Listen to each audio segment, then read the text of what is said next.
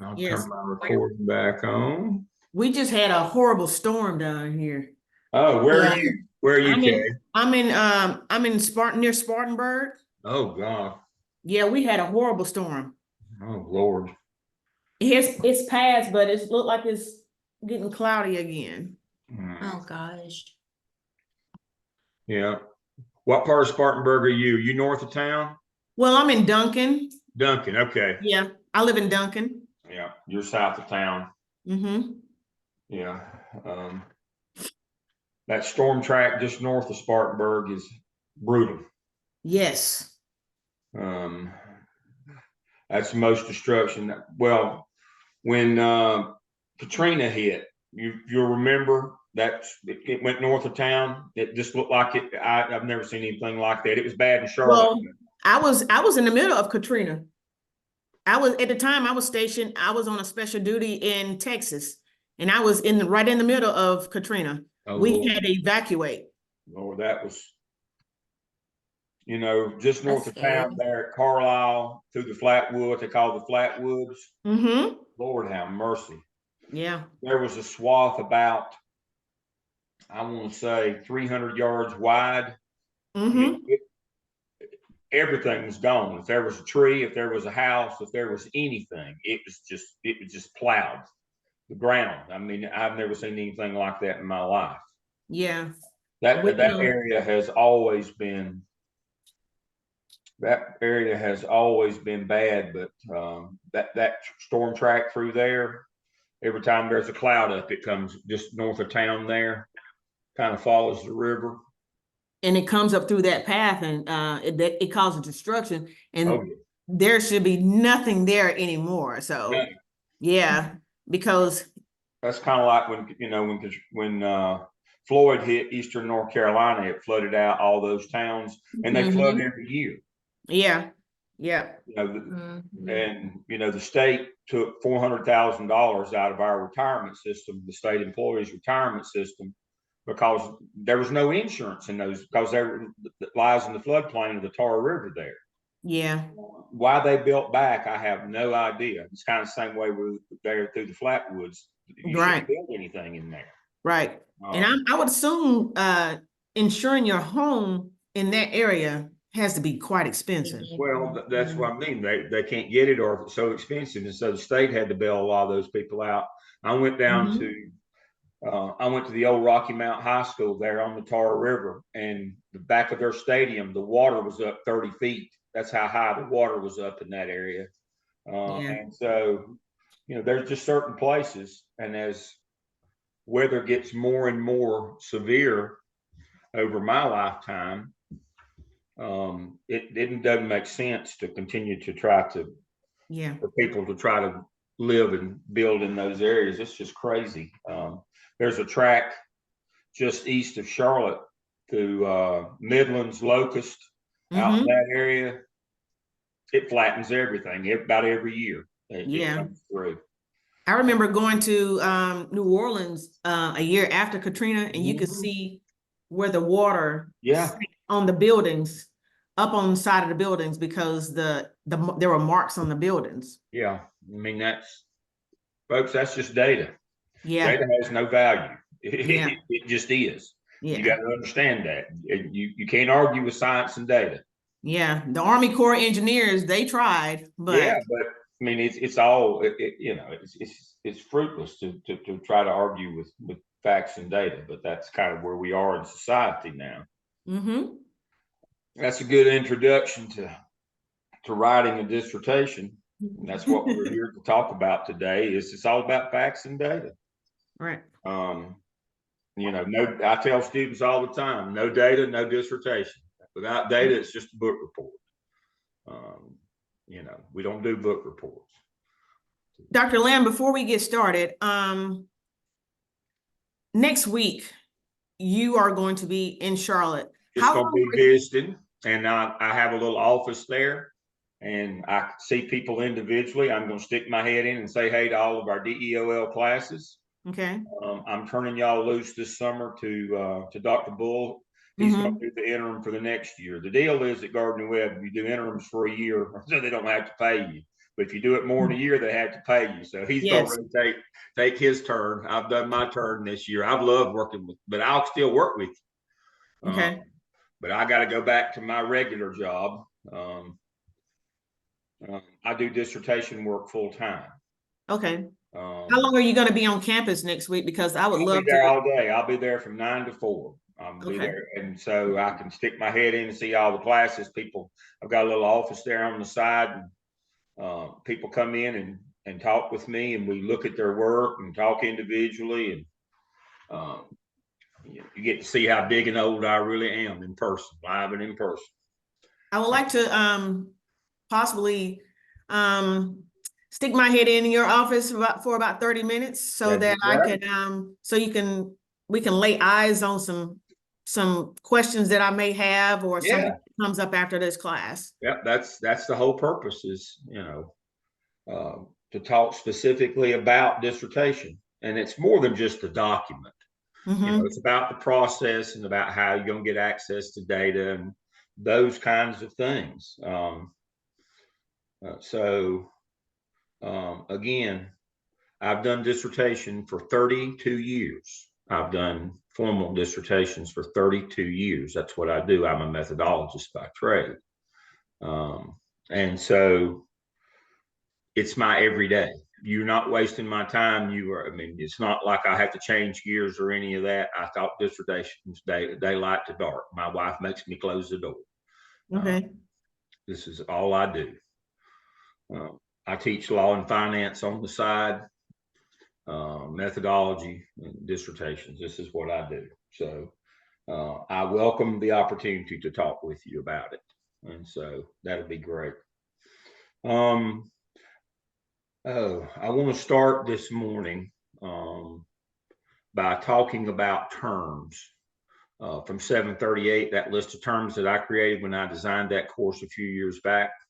I'm going to share my screen and we'll get started. Good morning, everybody. We'll get started with talking about those terms and how they fit into what we do in, now that you've had 738, you're ready to start a dissertation. I want to make sure that we use a common language when we're talking about what we're doing. All right. So I'm just going to kind of highlight some thoughts and ideas as we go through, and I'll try to be quick this morning. I hate sitting and reading stuff and online. We do discipline inquiry. That's what a dissertation is. That means that there's a process, a format, 5 chapters. One of the bigger problems I have, and I'll kind of highlight things, is getting students to understand the difference between, on the quantitative side, understanding the difference between descriptive statistics and inferential statistics. Each of those are disciplines of quantitative numbers, of quantitative methodology versus qualitative, which is interviews, observations, and documents. Quantitative is numbers. Descriptive statistics describe things, levels of measurement. Measures of central tendency, mean, meaning, and mode are levels of measurement, or measures of central tendency, levels of measurement, interval, ordinal, nominal, ratio, those kinds of things. They just simply describe a data set with numbers. Inferential statistics works off probability. We're trying to predict something. Or we're trying to measure an association, a correlation, a relationship. They both have their own language.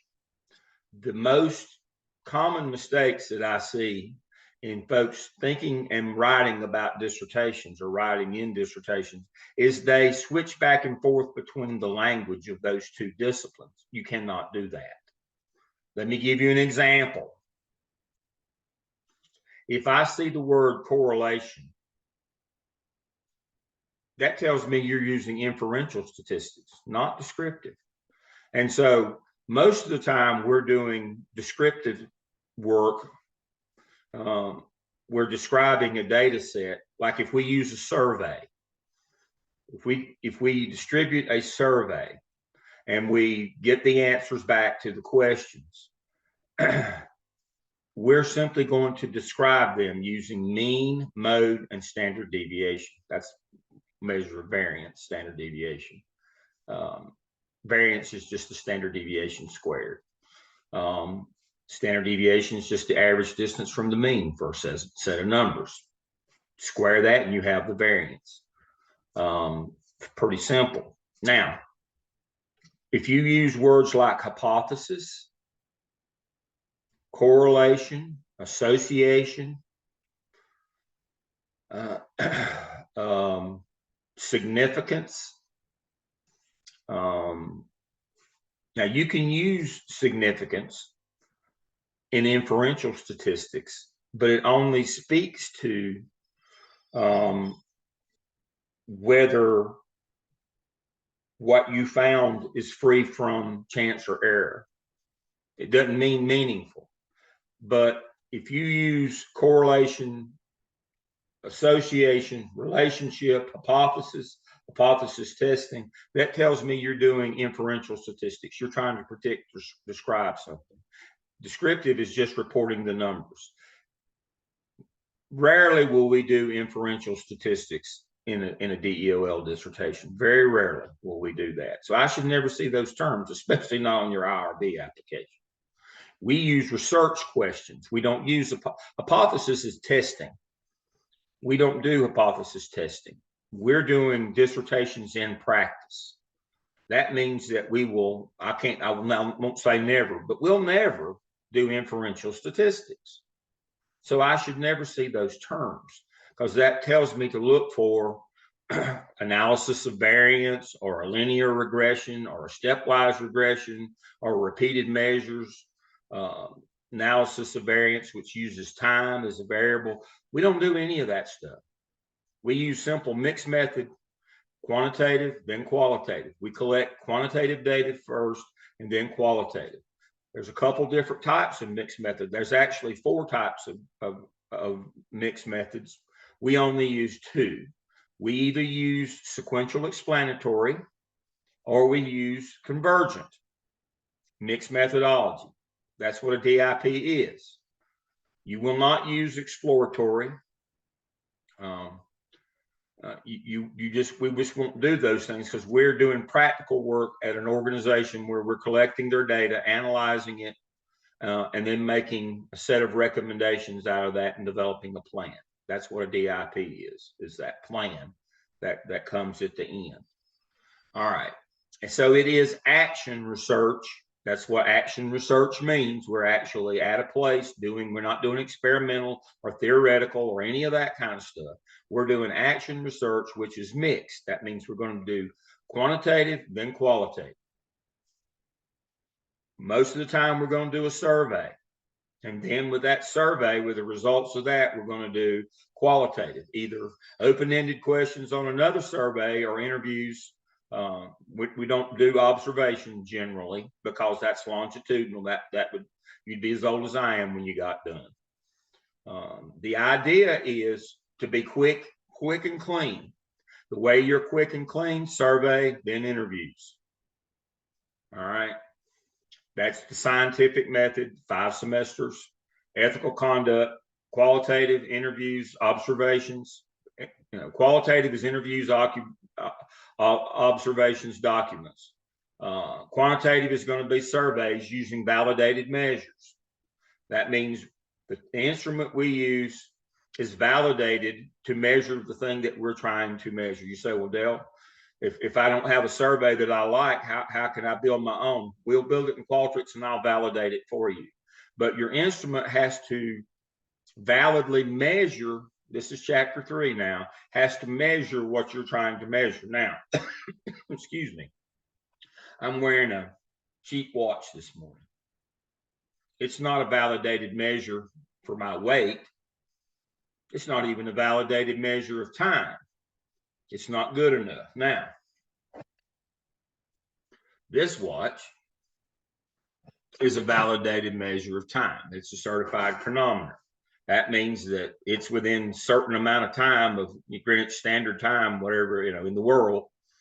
And so, that is a valid measure of time.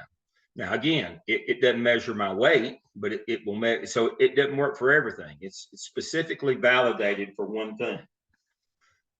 And so when we do our research, we use a validated measure. If there isn't one that's been used previously from a study that you like, we create our own, and I validate it through Qualtrics. Now, chapter 3 is all about validity, making sure that the data that we gather is valid, that it measures what we says it does, what it measures. Chapter 4 is all about reliability. When I talk about chapter specifically, we'll talk more about reliability.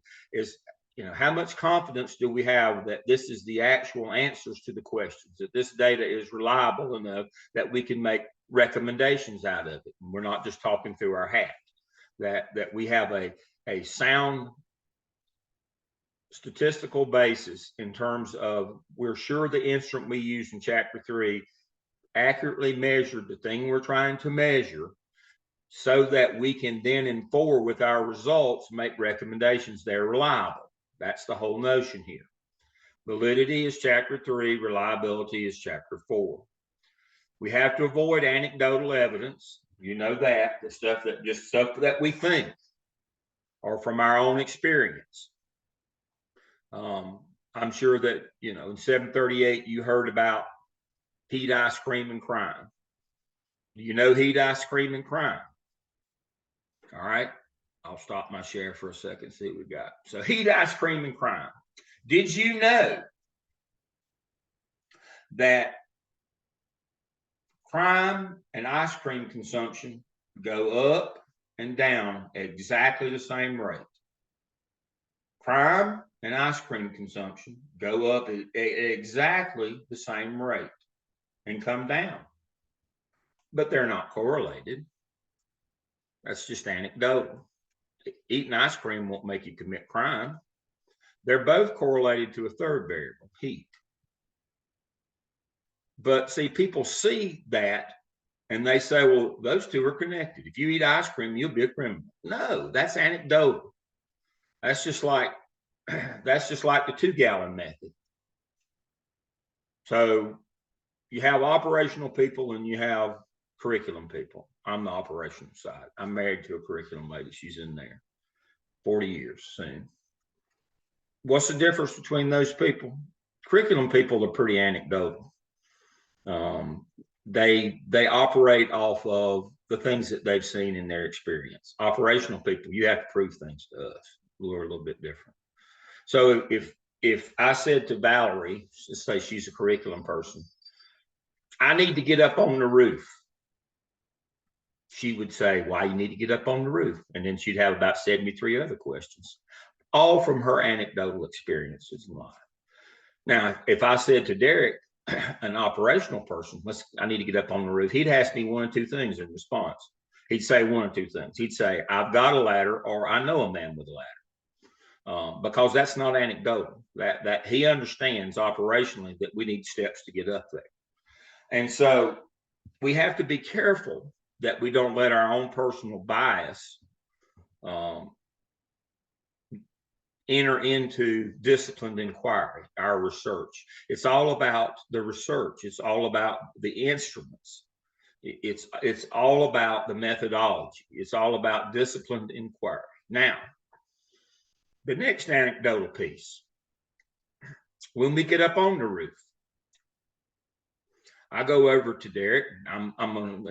Or Valerie goes over to Derek, being the curriculum person who works off with anecdotal evidence, and she makes Derek drink a gallon of water, and she throws him off the roof. Splat! He hits the ground. He don't fly. She shakes her head. She goes back down the ladder. She picks him up, takes him back up on the roof, dusts him off, makes him drink 2 gallons of water, throws him off again. Boom! Splat! And she says, I don't understand. Every bird I've ever seen fly drinks water. So she has correlated in her mind from anecdotal evidence without using validated measures that drinking water makes you fly. It does not. But every bird that she ever saw drinks water. That's anecdotal. That's not evidence-based. We do that to ourselves so much with our own biases and things that we believe and things that we've seen.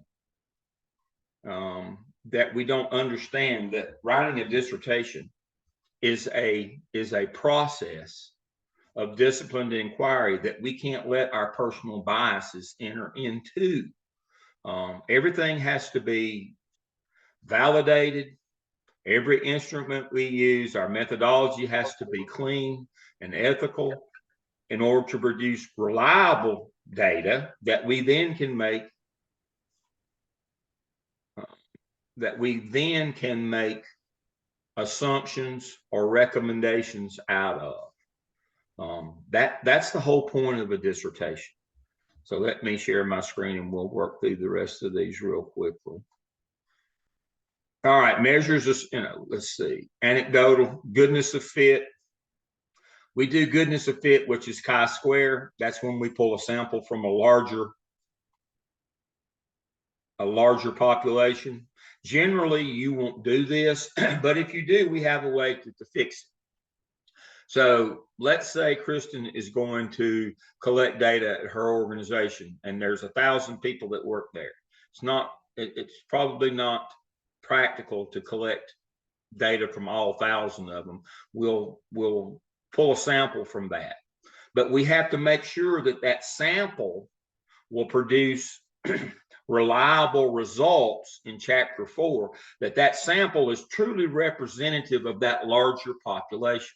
So we'll run a chi-square goodness of fit test on each of the questions on her survey. It'll give us a p-value, a significance to tell us, yeah, what these people answered is what we would expect if she had talked, she had surveyed everybody in the population, not just the sample that she pulled out. You don't have to do goodness of fit or chi-square if you survey everybody, only if you pull a sample out of a larger population. We have to, again, be sure that that data is reliable. It's called chi-square, goodness of fit. It's a very simple test.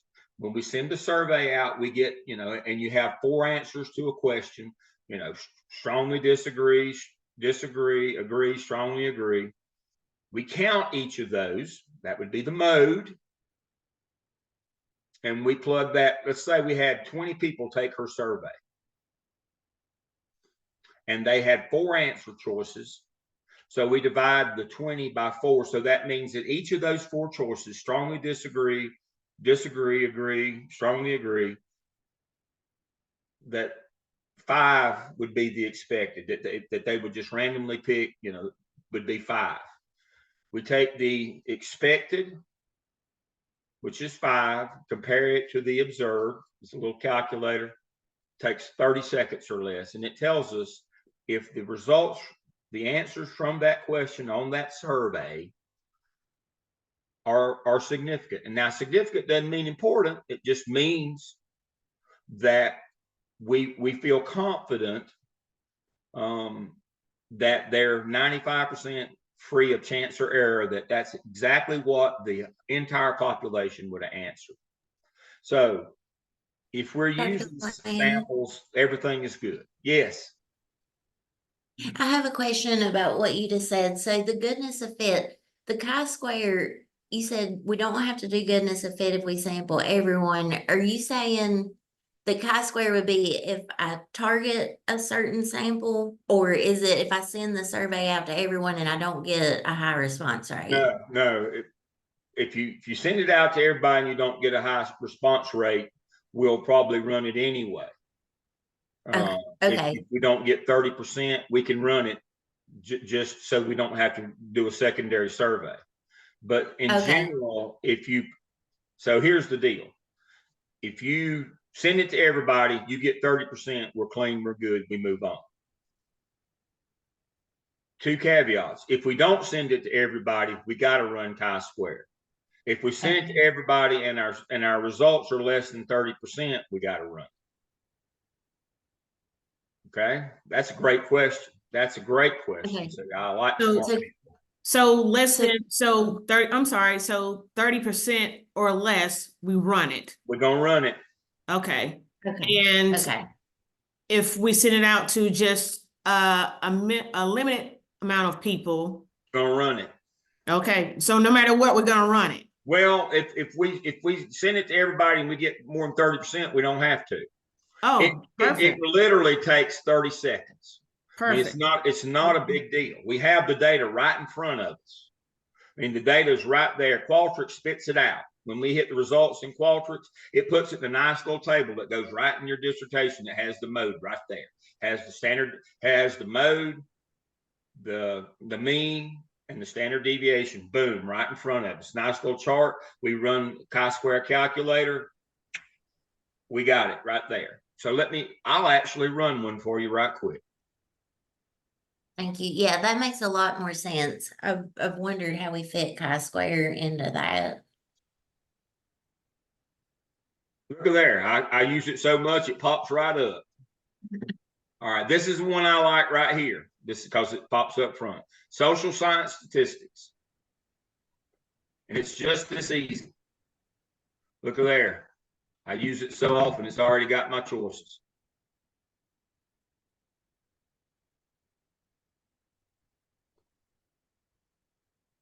All right, I just put my choices in. Now that for each question that I would ask these people on my survey, I would set it up so their responses are from strongly disagree to strongly agree. Why do I use it in that order? Because Qualtrics counts your first answer as 1 and your last answer is 4 when it does your average. So now we have to make sure that our questions go the right direction so that anytime they say whatever our construct is, that if they answer yes, that means they support our construct. For example, David Williams did a DIP on zoning, like city county government zoning. All right, if you agree with zoning, then anytime you answer a question, your answer ought to be strongly agree.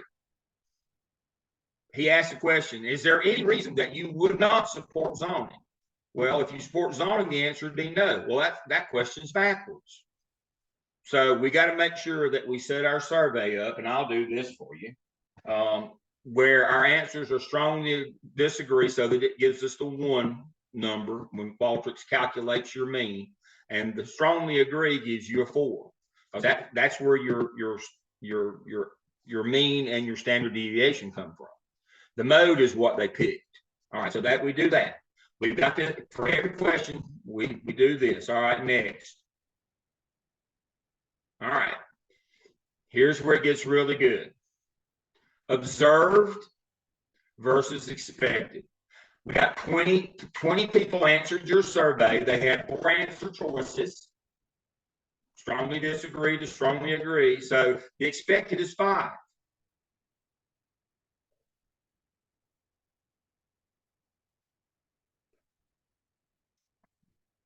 They each have an equal chance to get picked. So that would be 5. Now the observed. All right, so 2 people strongly disagreed. 3 people disagreed. 14 people agreed, and 1 strongly agreed. Now those numbers have to match. 20 and 20, right? We had 20 people that are observed. We had 20 people who took it. So 5, 14, 19, 20. And this is what we observed. This is what Qualtrics generated for the 20 responses to that question. Here's what the mode was on those. That's what people picked. That's what we expected. We just simply take the number of people that answered it, divide it by the number of choices they have, and that's our expected value versus ours. At significance level 0.05, that means we want to be 95% sure that these responses, not that they're important, but they're free from chance or error. That's what significance means. It does not mean meaningful or important. We simply calculate it, and there we go. And this, right under this little chart that looks kind of like this, it comes out of Qualtrics. It gives us our mode. We just simply copy this 1 line right here and put it under each of those little tables that each question generates. The chi-square value is 22. The p-value is 0.0007. The result is significant. So we're sure that data is reliable. We're good to go. We can use that in our findings. Again, we use this if A, we pull a sample from a larger population, or B, our return rate is less than 30%. This keeps us from having to keep on surveying until you're as old as I am, or figure out some other way to get data. Now, I'm telling you, data is hard to get now. It's hard to get people, you know, I was working with we were doing a proposal defense on Thursday afternoon, excuse me. Got to get my days right here. And her sample was only 15. That's okay if she gets a good return rate. But the problem with that 15 is not 15 is not 15. Well, Dale, what in the world does that mean? I've been in the business a day or two. I can kind of tell you which groups don't respond well to surveys. Her particular group does not respond well to surveys. Now, I had one last fall, you know, same committee member, Dr. Bonnie Bellato. She only had 14 in hers. And we ran it, everything was good. Because I knew that those 14, they respond really well. The difference was the 14 were school principals, and she was a school principal. They were her colleagues. All 14 of them answered the survey, all 14, and 12 of them did her interview. Man, killer. But it was a killer to analyze all that qualitative data, all those. And she did interviews that lasted about all day, 14 pages, single space transcripts. That's okay. I've got in vivo software. I do this for a living. I invest in my tools. You know, $7,500, not a big deal. And it that fast, boom, does our, you know, inductive coding and gives us our themes, boom, easy peasy. We just, you know, we're good to go. I've got Qualtrics, I've got in vivo. I'm not scared. I don't care how big your data set is. We'll go.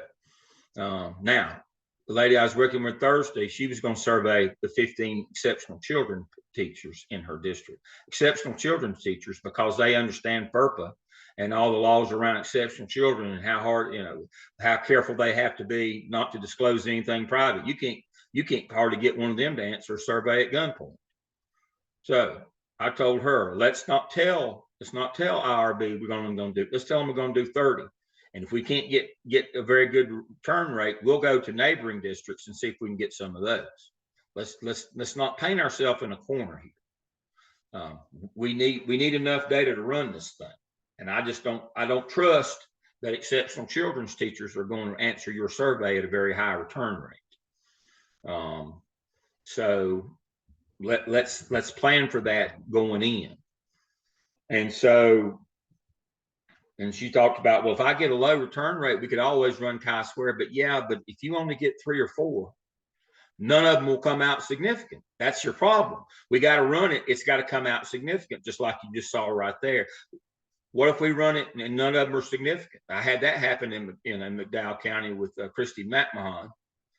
We didn't have, but you know, we had such a small return rate there. Again, it was EC and intervention teachers, and we had such a small return rate.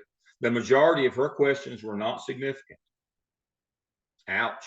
That's why I said, you know, some of these lessons I've got marks on me from learning. So the last one I did with EC teachers and intervention teachers, which, you know, basically the same thing, turn rate was less than 10%. And we had to move to another. We had to file a substantive change with IRB and go to the district next door and get some of those. So I learned. Next time around, we'll plan for that. We'll put that in IRB and save ourselves that 2 or 3 months of time where we go in and file a substantive change, have to rewrite our first 3 chapters. We're not doing that. We're going to have that in them. We're going to be smart. We're going to understand We're going to understand significance. We're going to understand the difference between sample and population. We're going to understand return rate. We're going to know those kinds of things when we go to IRB and say, here's our first 3 chapters. Here's the study we're going to run. Here's our methodology. We're not going to paint ourselves in the corner where we don't have reliable data at the end because we can't meet significance, free from chance or error. That's all significance means, is we're fairly sure that these answer responses, people didn't just randomly mark, or that we made some error in our methodology. We just have to make sure that our data is clean. Chapter 3 is all about validity, using valid instruments to collect our data. Chapter 4 is all about the reliability of our data so that we can then make recommendations going forward into chapter 5. And then you can build your action plan to hand to your partnering organization and run. While I'm here, when you hand them the action plan, do not get involved in the implementation of that plan. That is not part of this process. If they want you to implement the plan, graduate, go back and charge them. Don't do it for free, because it can be a never-ending story.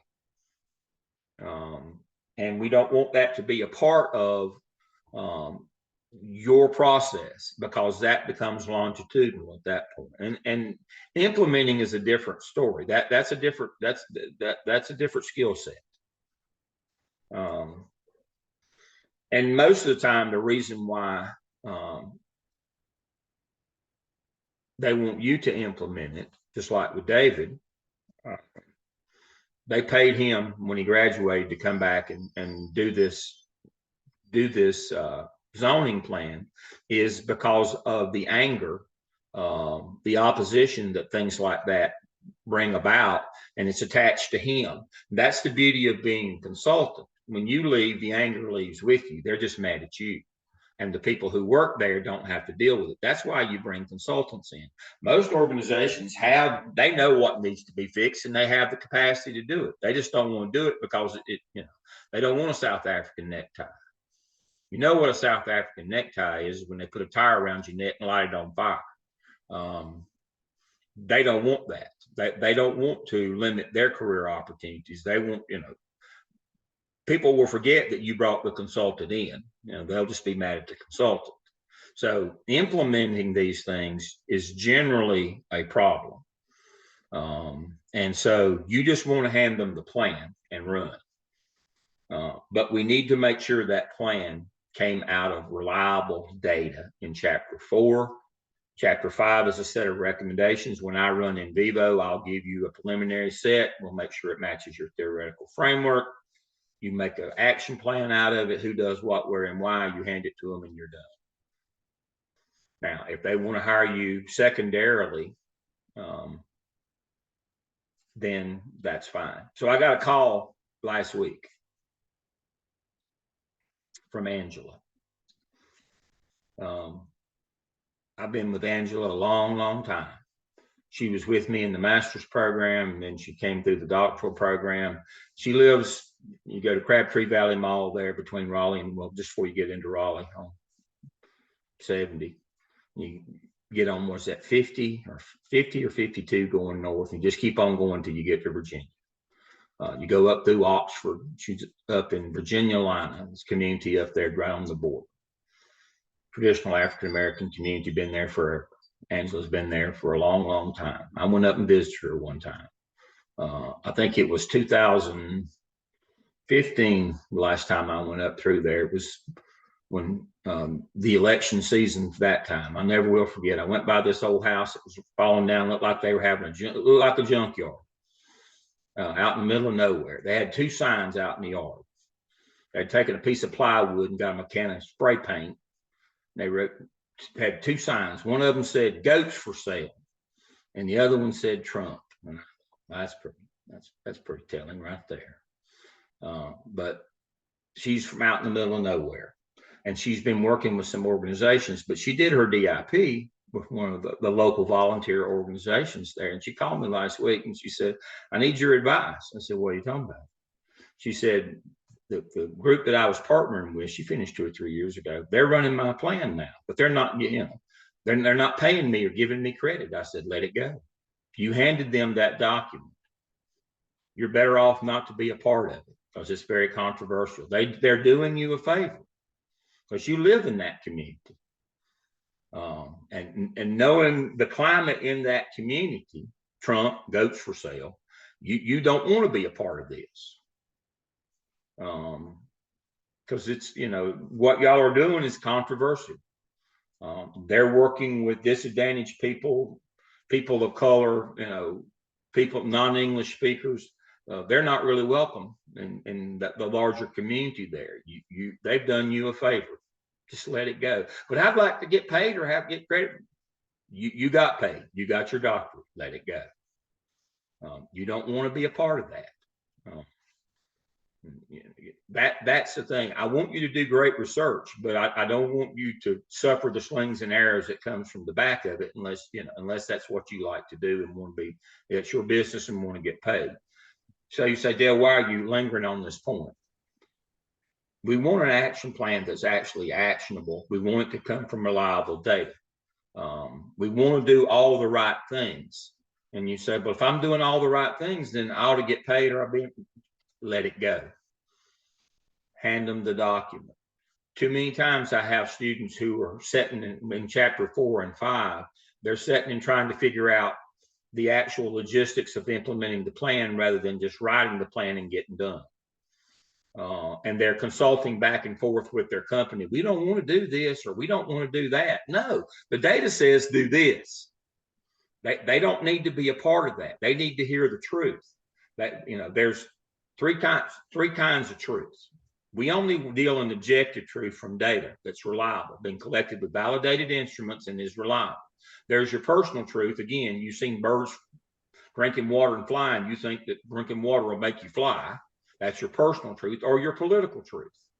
That, you have, there is no COVID. It'll go away in 2 weeks. That's your political truth. We don't deal in personal, which is anecdotal, or political, which is anecdotal as well. We only deal in objective, using validated measures to produce reliable data to therefore make recommendations that fit a theoretical framework that says this is how you ought to do this.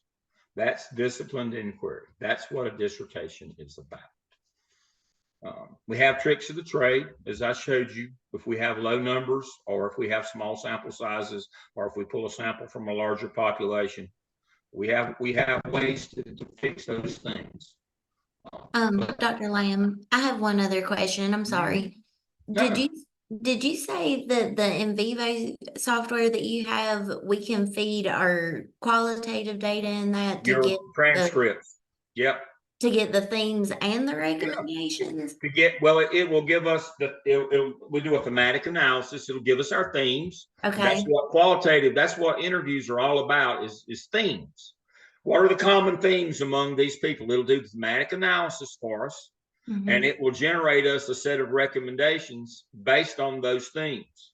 We take those and then we work off of those. They may not be the recommendations, but we work off of those in chapter 5, the kinds of things that we do, but making sure that it's under the umbrella of our theoretical framework. All right. That's so let me explain that one. I love that. I was going to get to that later, but now's a good time. All right. Let's say our theorist is Hertzberg. Motivation. What makes you stay and go? What makes you happy and sad? When any kind of retention study, Hertzberg is our major theorist. Now, our set of recommendations, if we're Hertzberg people, we know that it's more important in our set of recommendations, the things that we stop doing are more important than the things that we start doing. Let me say that again. If you understand Hertzberg, which is a 2-factor theory, Hertzberg says satisfaction, motivation, is not a continuum. It's 2 things that make you happy and things that make you mad. If you understand that, you understand just doing more things that make people happy will not make up for the things that make them mad. You got to quit doing them. So our recommendations, if Hertzberg is our theorist, we've got to know most of our recommendations to this particular organization or company are going to be, you need to quit doing this. those are more important than the things you need to start doing. For example, how many of you have ever worked somewhere where, like, let's say we'll use the school system, for example. We'll let teachers wear jeans on Friday. That won't make up for 2-hour faculty meetings on Wednesdays. Here's an idea. Quit doing 2-hour faculty meetings every Wednesday. If you can't get your business done in a half hour, dominoes, 30 minutes or less. If you can't domino every Wednesday, you don't need to be in charge of that school anyway. You've got all this technology at your fingertips. You can send out shared drives. You can send out emails. You can send out all this stuff. Why in the world would you need 2 hours every Wednesday after people have already worked all day? That's a dissatisfier. Trust me. Teachers complain about that, and they ought to. They ought to. If you're not smart enough to run a 30-minute faculty meeting in the school, I don't care how big it is. I ran one 30-minute one with 240 teachers, 3,200 kids back in the 90s, before we had all this technology to do all this stuff with. 30 minutes or less. I'd come in, Purvis, put me on the time. Terry Purvis taught PE for me there. Purvis had a stopwatch. That's why it was important that they got the PE teacher with the stopwatch. He'd click the stopwatch, 30 minutes, 5 minutes before 30 was up, he'd stand up. 30 minutes, everybody got up and left, whether I was done or not. Otherwise, nothing I could do would make it. I don't care how much, Price's Chicken Coop I brought in on Friday. It was like the national debt, my bill at Price's Chicken Coop on Friday, bringing in fried chicken or cakes or coke. The good stuff doesn't outweigh the bad stuff. If you're doing a Hertzberg study, when we get to chapter 5, I better see the majority of the stuff that you're telling this company to do is quit doing this. Here's a way you can do that. That will work. That will work just as well, but won't make people mad, where they want to set your house on fire all the time. Again, if you understand Hertzberg, if you understand your theorist, you understand there are things that make you happy. There are things that make you mad. It is not a continuum. You have to do more of the things that make people happy. You have to do less of the things that make people mad. That's the notion here. That's why when we get to chapter 5, chapter 4 is all about your literature review. And I'll talk about that in a few minutes. Chapter 5 is all about your theoretical framework. We're making these kinds of recommendations based on who our theorist is. And we're going to talk more about that.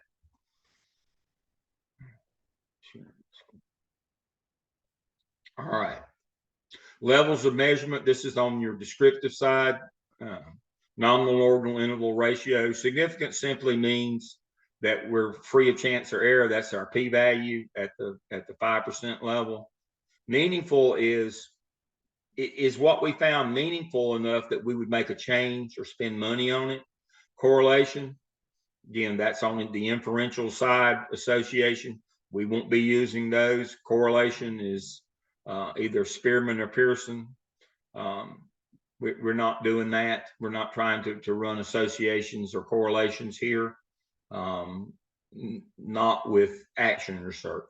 Population is everybody, the samples who we pull out. Chance or error, we're trying to make sure that our data is free from chance or error.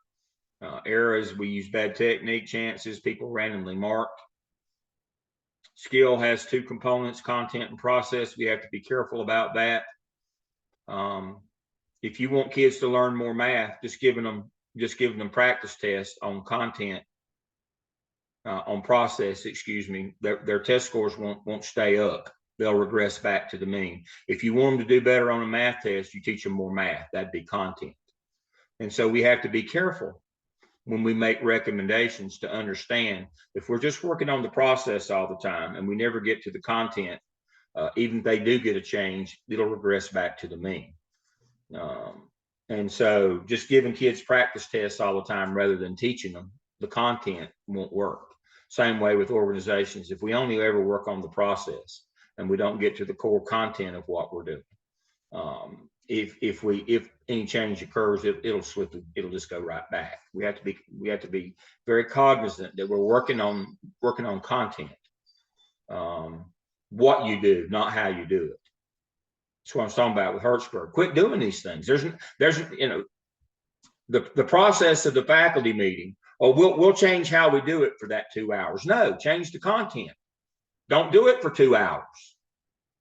It don't matter what you do first. Oh, well, we'll do recognitions, and we'll change the lineup of that 2 hours, and that'll make people happy. Make them, they won't be mad at having to come. No, it doesn't matter what you do during the 2 hours.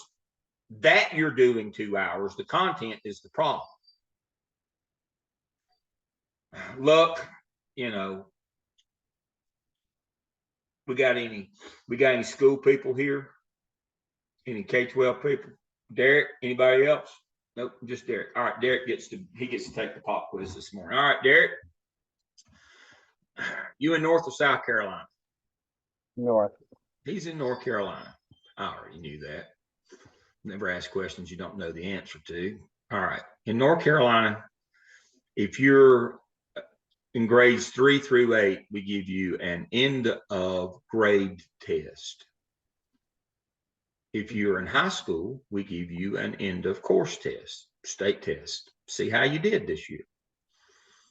Schools are adjudicated on proficiency first and then growth second on the state report card. But proficiency is 70% level. If the kid gets 70% of the questions right on the EOC in the course, then he's proficient. Now, they norm reference it on the EOGs, grades 3 through 8. But again, it's 70%. If the kid gets 70% right, or then that means that they're proficient. And schools there's a lot of bad things happen to you if you don't hit that proficiency mark. With your, at least half of your kids, you get in real big trouble because of No Child Left Behind says you can't be at a low performing school. So how many kids pass that test at the end of the year is real important in public school. So they give it's that time of year. They're giving tests now, either last week or this coming week, according to what your calendar was. But let's say over at Kristen School, on the first administration, 49% of the kids hit the proficiency mark. They took the test on Monday. You have the results on Tuesday. Only 49%. Now, what they do, they give them a day, that second day. On the third day, on Wednesday, they retest the kids that were close, within 5 points of passing. They'll retest them again. They took the test on Monday. They take the retest on Wednesday. Do you think that those kids learned anything between Monday and Wednesday? The whole point of the retest is luck, not skill. Maybe they'll get luckier guessing this time. I'm serious. That's the whole point. We tested them on Monday. We retest them on Wednesday. We're hoping that they get lucky. Now, they got to be within 5 points. They got to be at 65. They got to be 70 to pass. If they're 65 through 69, they get to take the test again. If they're that close. And if they pass, then that's it. Now, we don't get to count that retest in our overall percentage. We're still at 49 at Kristen School, and she's mad as fire. We had 15 more kids pass, and now we're at 50%. We would be at 50%. We wouldn't be low performing. We wouldn't have to do all the punishment that we would get. Why in the world can't we count those retests? All right, Derek. Why can't we count those retests? Because it counts for proficient, it counts for growth at that point because you retested. Yeah. The initial test. When the initial time you take it, that's the time that counts for your proficiency. Yep. Why? Why don't we let that second test count for our proficiency? Well, it's real simple. We let the kids that were within 5 points try to be lucky on the second test. But what we didn't do was let the kids that were only 5 points above the cutoff have the chance to be unlucky. Mm-hmm. And what would happen is, if we did that, some of the kids would switch places. Some would get unlucky and some would get lucky, but our number would stay exactly the same. we'd still be at 49%. Could you imagine what you'd go through if you told a parent, well, your kid made 71, but because he was within 5 points, we're gonna retest him and see if he gets unlucky this time. Could you imagine how mad parents would be? So the notion here is skill and luck, chance and error. Those are the things, those are the variables we're trying to eliminate when we do research. Content and process, all that stuff kind of goes together. It speaks to our technique in chapter 3. That's the whole notion here is we're trying to get as clean a data as we can get from validated measures so that we're certain that our data is reliable in chapter 4, so that we can then do our recommendations and action plan in chapter 5. But it starts in chapter 3. If we're not using validated measures, if we're not valid in chapter 3, it won't produce reliable results in chapter 4 without reliable, if it's just chance or error, what we got in chapter 4, then we can't write recommendations in chapter 5. And again, we're trying to rule out chance, luck. We've got to take luck out of it. We've got to take luck and chance and all those things out. We do that through our technique, how clean we are, understanding our methodology, our theoretical frameworks. We're understanding those things. Now, my job is to make sure that we follow those things. What will work, what won't work. That's what I was talking about Thursday. I know that EC teachers going to give us a fit in terms of returning those. We'll never hit significance on our question. So we'll expand our sample up front so that we've got too much chance or error. And so we didn't, statistically, when we run chi-square, it's not going to work out for us if we only have 5 people returning the survey. Not going to help, we're never going to hit, there's too much chance and error there. We'll never hit significance. Our p-value will be too high. We won't be able to use the results from that question on the survey. You got 20 questions on your survey. I had one, and 17 of them weren't significant because of low response rate. Ouch. We can only use 3 questions. We got to expand, go back, reapply to IRB, file a substantive change form, and try to find more people. Here's an idea. Let's think about that before we commit to it at IRB. Let's know from past experiences and from reading the literature that these people don't answer very well. What can we do to fix that, or what else could we bring into this? Now you're kind of stuck with your organization, so we have to kind of know from working with organizations which kind of methodologies are going to work the best. That's why I said survey then interview. All right, t-test again. That's going to be descriptive. That's going to be inferential analysis of variance, linear regression, frequency distributions. That's just mode. We work with that, and chi-square bails us out if we don't get the numbers we need, or if we pull a sample from a larger population. We don't use hypothesis. We use research questions. Hypothesis means you're testing something. That's where you get type 1 and type 2 error. We use research questions. We do not use hypothesis, not in this. All right, there's the explanation of type 1 and type 2. Type 1 error, false positive when you're testing an hypothesis. False 2 is a false negative. And so here are our theoretical frameworks that I have picked for DEOL. These are our major theorists, our content people. Lewin, change. Hertzberg, 2-factor. Again, you got to always say 2 factors so everybody understands satisfaction.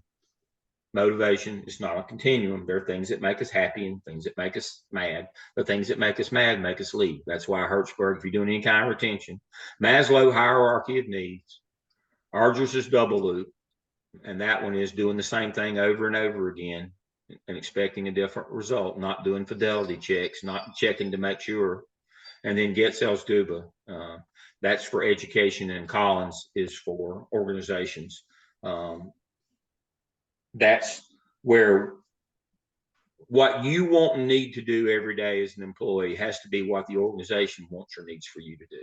It's simple organizational theory. There has to be a match there. Those are our biggies.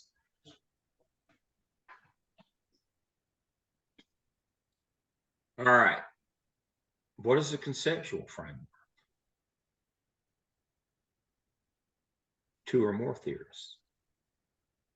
If you need a second theorist, a process person, then you have two theories.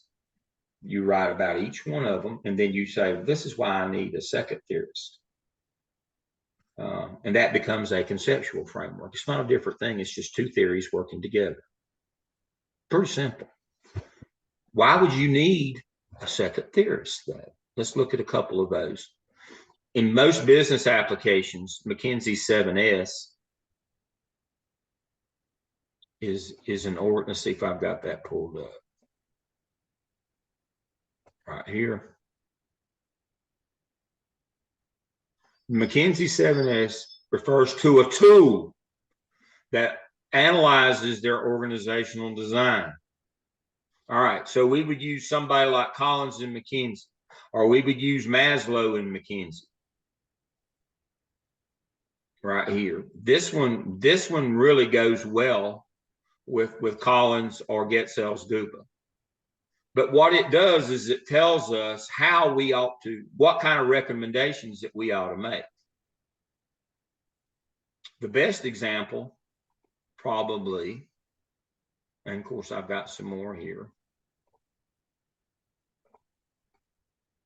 Malcolm Knowles and andragogy.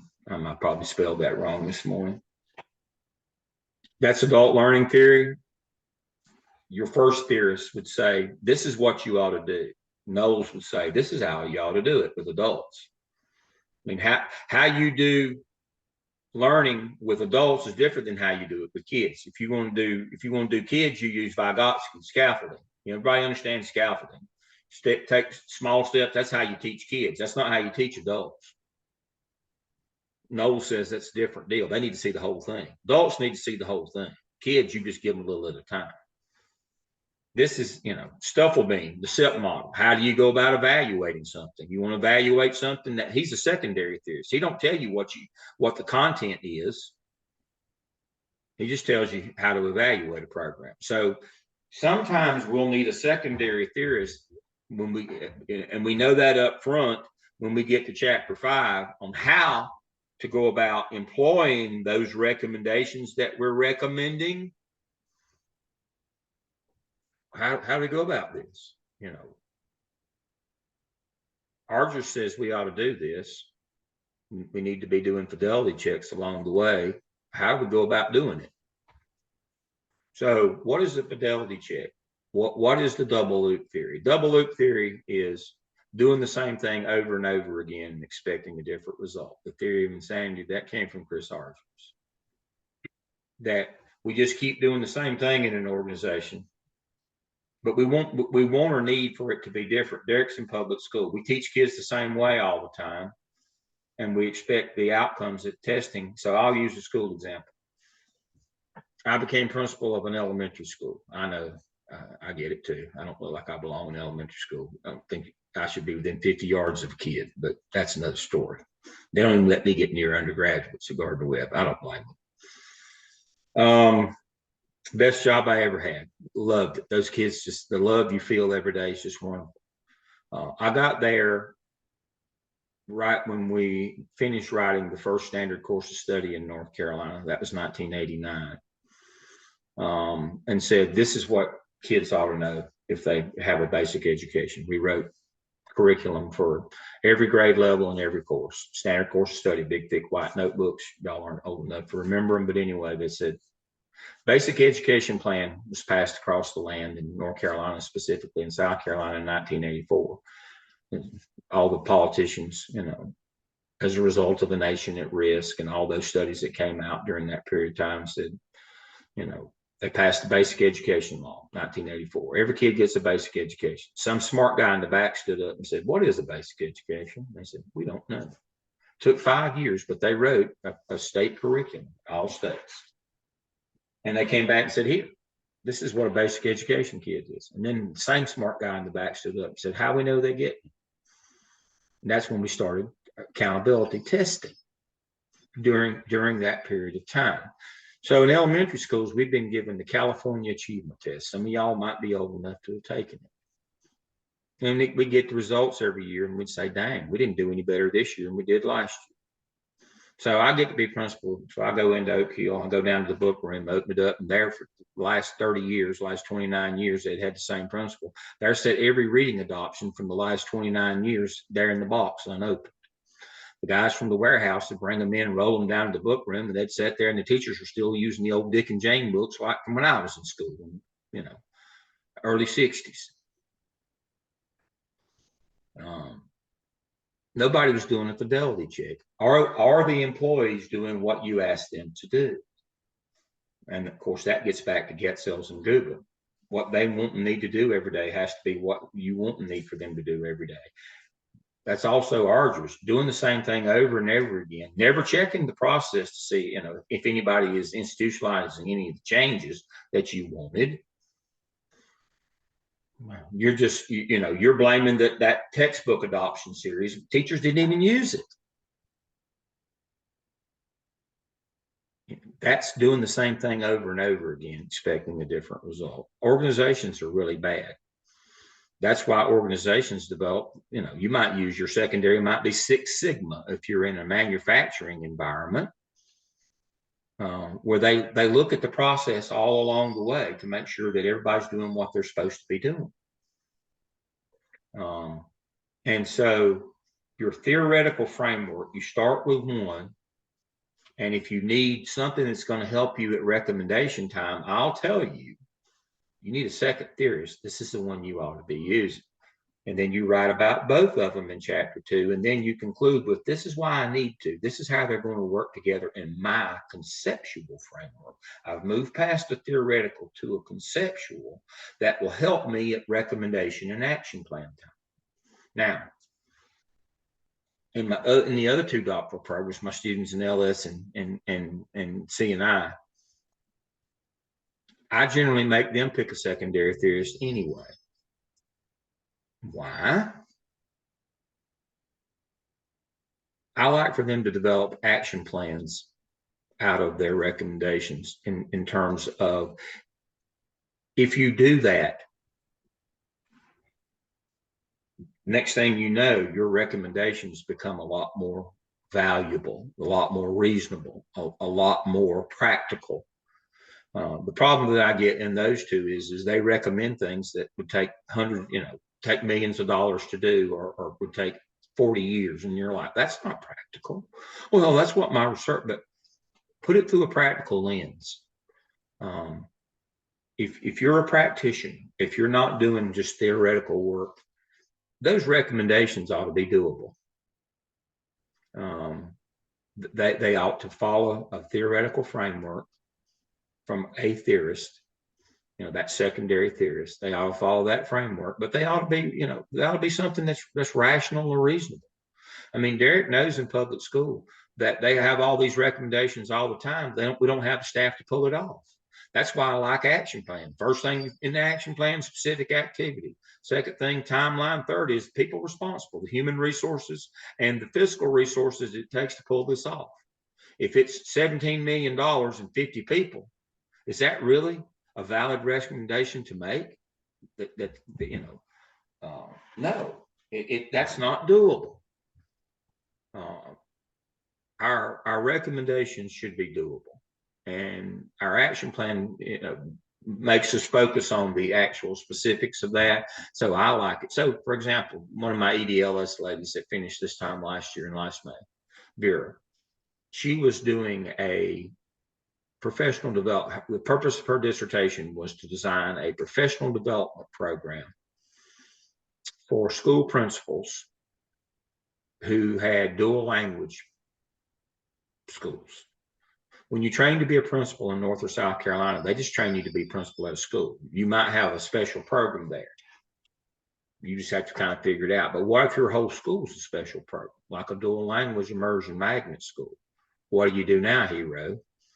Well, her point of her dissertation was to develop a professional development program for these principals who get appointed to dual language schools, which are basically public separates. Well, if you're doing a professional development plan, I want to see the actual action plan, that plan at the end. Not just recommend what ought to be in it, but how does that plan work?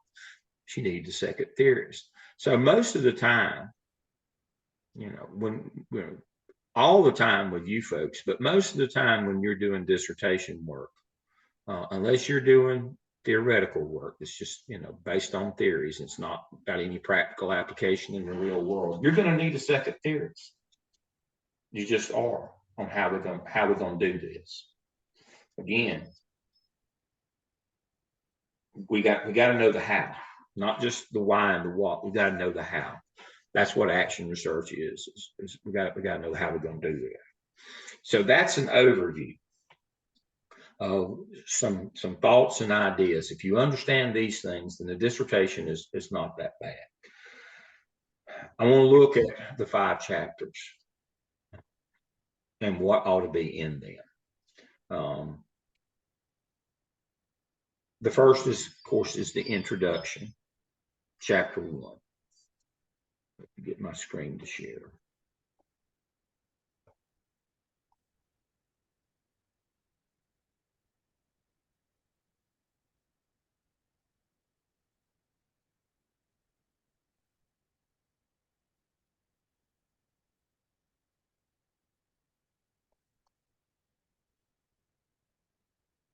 So here's chapter 1, statement of the problem. This student, sometimes I like the conceptual framework to be toward the end of chapter 1, but this particular student had it right up front. That's okay. Purpose of the study, significance of the study, assumptions of the study, delimitations and limitations, and then key terms. Those are the things that I like to see in a chapter 1, statement of the problem.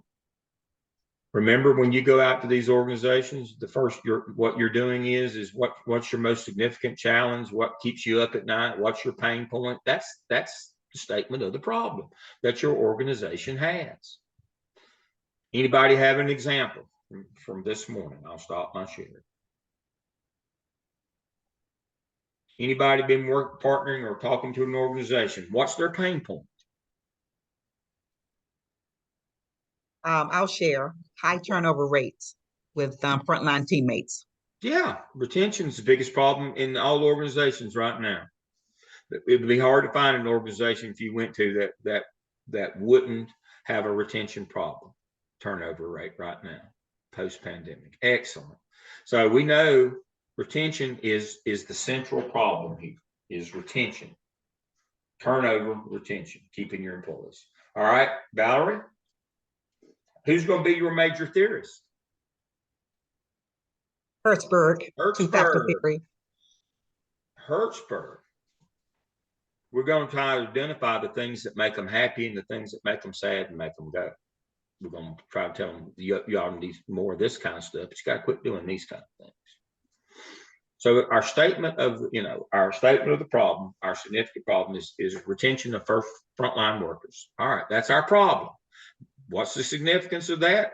If we don't have workers, we can't stay in business. We can't produce, or we can't deliver the things that people pay us to do. And even you say, well, Dale, I'm working with a nonprofit. They still have to get paid. They still have to have funding sources. Remember that first case study in 738 about the can in Austin, Texas? Why do you think I put that one in there? You got to get money. And even if you're not in private business where people are using your goods and services, they're still using your goods and services. Even if you're a nonprofit, you still got to get funding from somewhere. So the notion here is that if you don't have the employees, you can't deliver the goods or services that you're being paid or being funded to deliver. That's the significance of your study. Your problem is retention. The significance is we can't stay in business. We can't deliver if we don't have any employees to deliver the goods or services that we're supposed to be delivering. It's just that simple. And Valerie's conceptual framework will kick in real early. Again, right after she introduces her problem, she's going to say, Hertzberg says there are things that make people stay and things that make people go. So hers would click in. Happens to be, thank you, Valerie. When a plan comes together, this is a retention study that I was just showing you. That's why that conceptual framework kicked in so quickly, just like hers will. Now, some of you who aren't doing retention, your conceptual framework will click in somewhere else in your chapter. But if you're doing retention, it clicks in right after statement of the problem. Boom, here's the conceptual framework. Significance of the study: without people, we can't stay in business.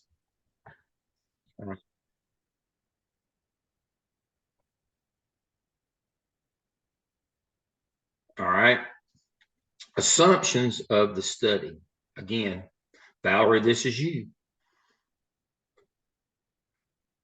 Statement of the problem, introduction to the conceptual framework, boom. This is a retention study. The purpose of the study is to help with retention rate. It's pretty simple. And we'll have some studies that talk about that. You're going to, about 3 references per page during this section. Let me say that again, about 3 references where you're going to reference what other people have found. Now, one of the problems in dissertations, especially in chapter 2, is relying too much on secondary sources. You should talk about research studies as much as you can. Previous studies in this area. Those would be primary sources. Textbooks, articles, those kinds of things are secondary sources. You should be citing primary research examples from previous studies. Bulldog 1 in the library tab, What company are you working with, Valerie? I work for Coca-Cola Consolidated.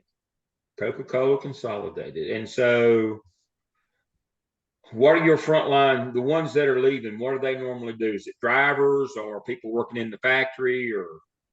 More people working in the stores, our merchandisers, the ones Okay. that put the product on the shelves. Okay. All right. Let's see. Let's see what I can do here.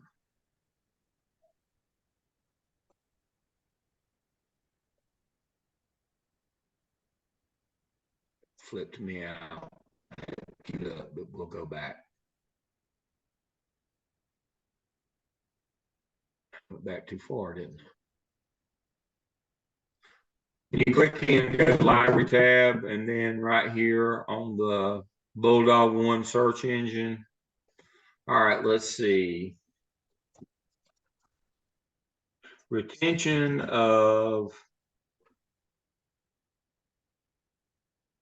what are we going to call them, Valerie?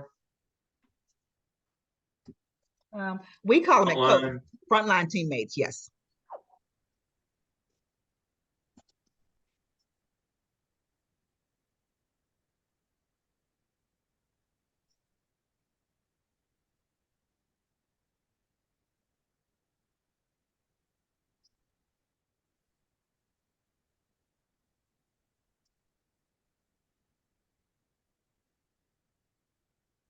There you go. Frontline customer satisfaction, leadership support is influence on frontline healthcare, employee retention, ineffective frontline supervision. So you got all kinds of primary sources here. And then we can just put retention in, and we can put Hertzberg in, and literally thousands. And ooh, look at here. Grocery retail market embraces to promote workforce agility and retention. Okay. All right. So that comes from a newsletter, looks like the source. So that would be a secondary. That would be secondary. We're looking for research studies. Okay. And see this one right here? Dissertation, yes. This is a journal article. It tells you. Okay. Journal, news. See, that's the secondary. Right. It's just that simple, folks. there's all kinds of stuff, but you know, the rule of thumb for me is I ought to see 3 references per page. They can be at this stage, they can be secondary, but that, you know, at least one of them needs to be a primary source, like from a research study, a dissertation, a journal article, a refereed professional journal. Those, we consider those primary sources. I mean, people like me don't write dissertations but once, but I, you know, do a good many articles, but they're in referee journals, in DEOL, Journal of Educational Organizational Leadership. And so that's the notion there. All right, back to this.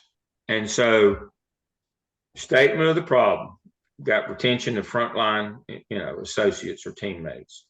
This is a Hertzberg study. The purpose is to try to, you know, figure out how we, when we hire, go to all the trouble and expense of hiring these people, how we can keep them. The significance of the study is that without keeping our employees, we're not going to stay in business, or our effectiveness. The assumptions of the study, delimitations. And so let's talk about assumptions. So let's look at Joe's assumptions here.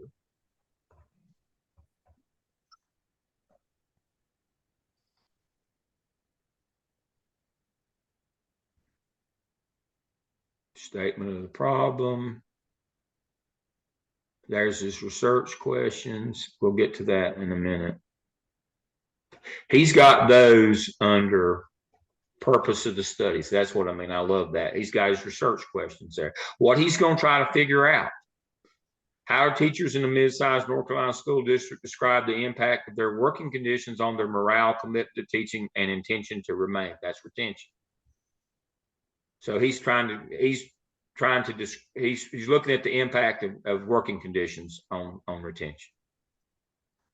All right. That's the purpose of his study. How does administrative support affect retention?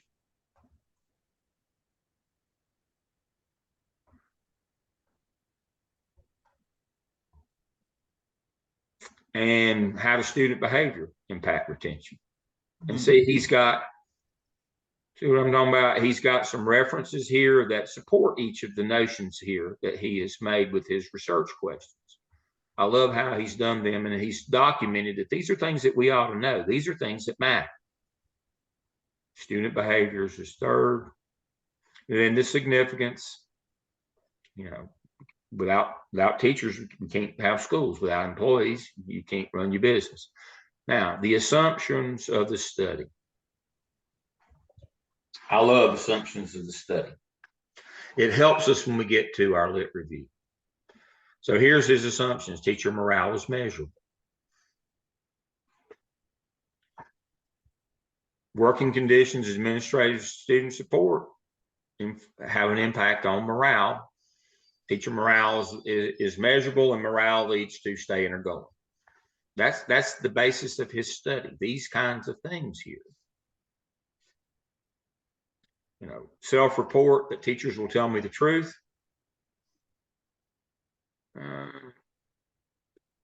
You know, administrative actions matter, and then stability. So now what I told him is go back to your lit review and start a section labeled assumptions that speaks to each of these. This is in your lit review. You need literature that says morale can be measured, analyzed, and improved. Do the same for the others. Chapter 4 is about the fourth one on this lit review is how valid is self-report. We're using a valid instrument. How valid is self-report? And then speak to your methodology. How valid is doing mixed methodology in retention studies, and you'll find thousands of them. But the notion here is if you've got some assumptions, don't just jump to the point that morale makes people stay or go. Show that in your literature review, that teacher morale, and then what are the things that factor? What are the factors that in that morale? Well, how kids behave, the working conditions, the administrators, the people they work for, all those affect their morale. Morale makes them stay or go. You're developing a systematic way to look at this in your lit review. So, and then he's got his limitations and delimitations, and then he's got his key terms. Now, let's talk about that literature review. It is the 800-pound gorilla that sits on the couch. I've got some good documents for you. But we've set our study up now. We've done these things. When we start our research study, it starts with our content area. I like it to be in three overall sections. The first one is the content area. What is content area? For this study, it's retention. We're trying to retain people. It'll have things in there about morale and working conditions and, you know, your supervisor, which in this case would be administration. That's why if we've done those assumptions correctly, it just about writes our chapter, our first section of this for us, because we have to define retention and morale and all the things that contribute to it. That's our big first section. That'll be a booger. But those assumptions basically outline our first section of lit review. That's why I love them.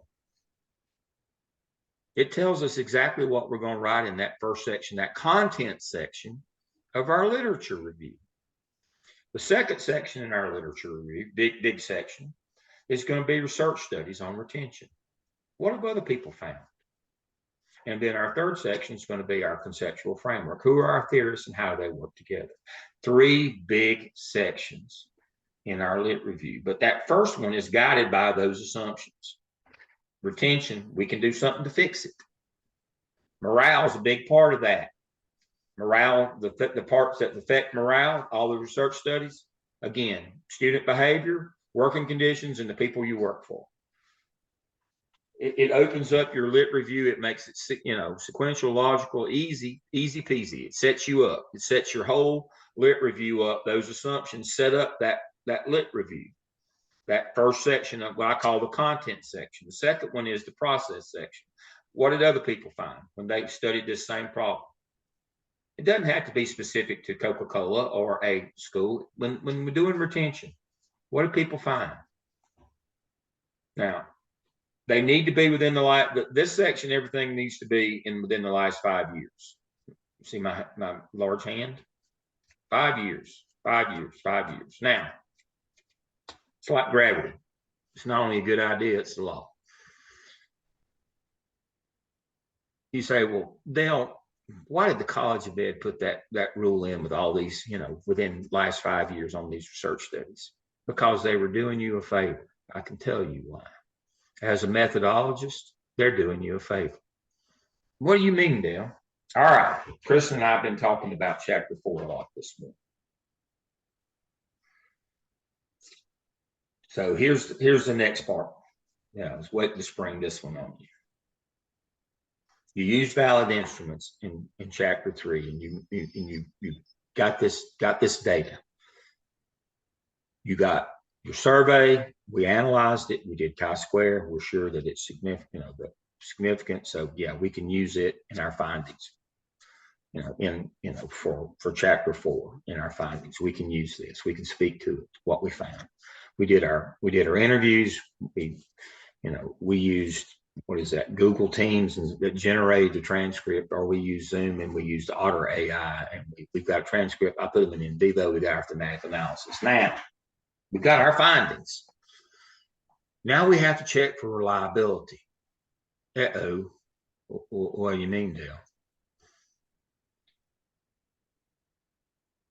How reliable what you found? Well,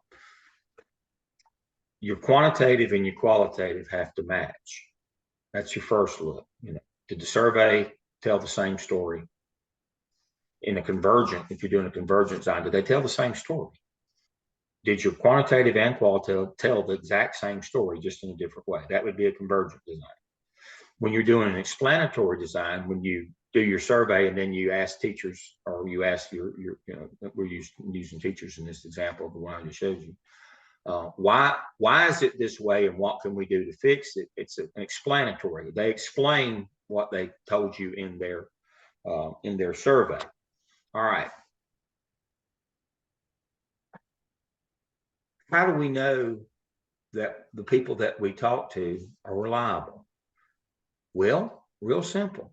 We circle back to our literature review, that second section of previous studies and what we found. Your results have to match that. Let me say that again. What you found has to match what other people found, or we have to explain through the literature why. That's for reliability.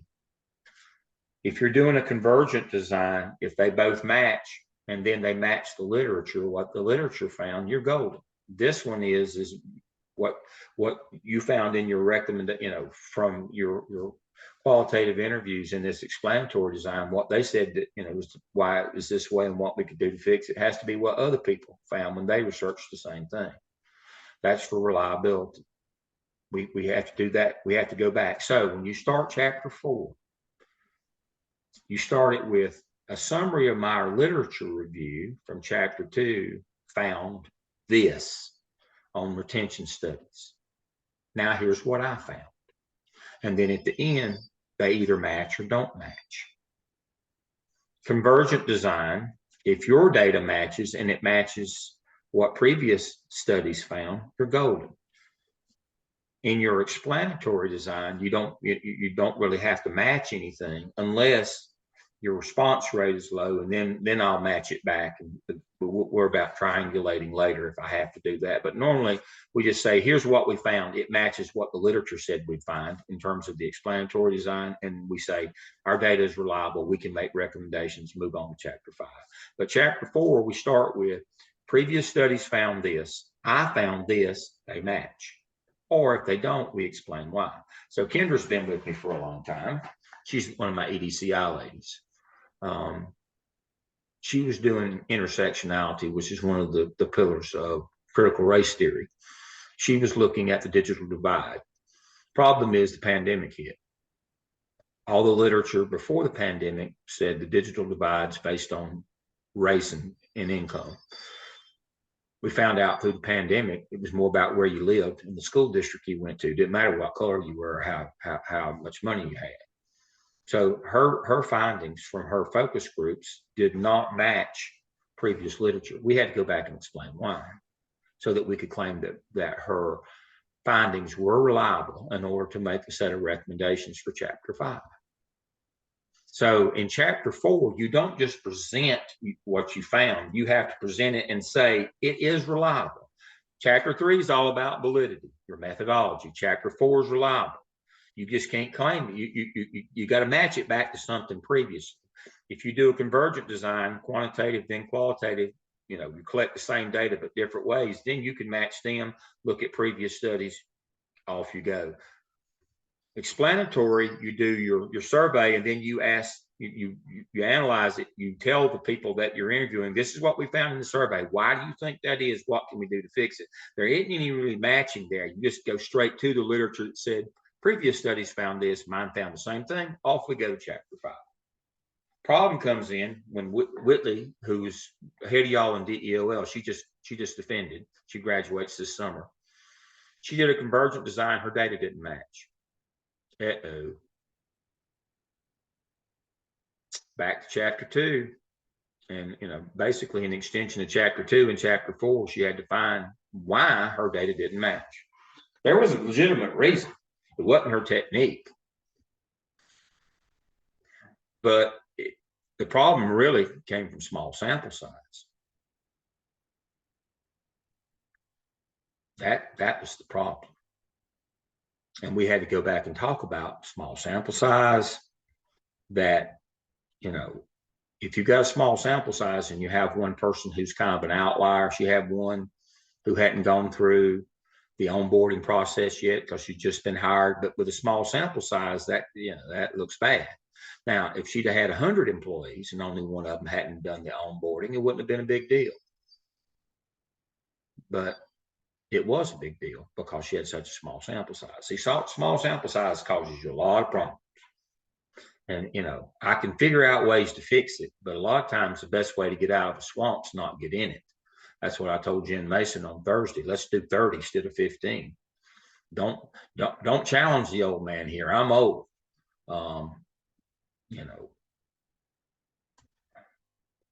I was in school when integration hit. I mean, that's how old I am. And so don't test to see how many rabbits and how many hats I've got. Let's give ourselves the best chance of success that we can with our methodology, understanding that when we get to chapter 4, it's all about reliability. The better numbers we have, the cleaner our data is, from our collection in 3 using validated instruments, then chapter 4 is going to go a whole lot better. You think you're done with your lit review but you may not be when we get to chapter 4 if your findings don't come out that match previous studies. And sometimes, again, small sample size or pandemic, stuff happens. Stuff happens, and it can really hang you up. It can really hang you up in chapter 4. We can't get through it to get to chapter 5. You can't finish, you can't get to chapter 5. Everybody thinks that, chapter 3 methodology, I do it in my sleep. Methodology is not going to be your problem. Validity is not going to be your problem. Reliability is going to be your problem. And it's basically due to small sample size in organizations. That's the antithesis of what we're trying to do. So chapters 1, 2, 3 are your proposal. Chapter 1 is your introduction. Chapter 2 is your lit review. Chapter 3 is your methodology. Let's talk about some of the ways to write a strong lit review. This is where everybody seems to be falling down lately.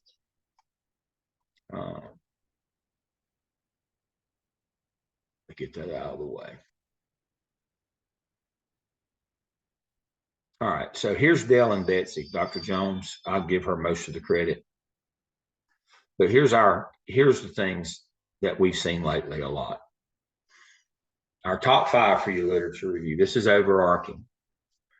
You need citations throughout your literature review. Some people think, well, I just need them in chapter 2. No, what did you hear me say? I want 3 per page in chapter 1. Again, and you can put a lot of your, anecdotal and opinion there, type stuff limited if you can in chapter 1. But in your literature review, chapter 2, everything has to be cited, everything.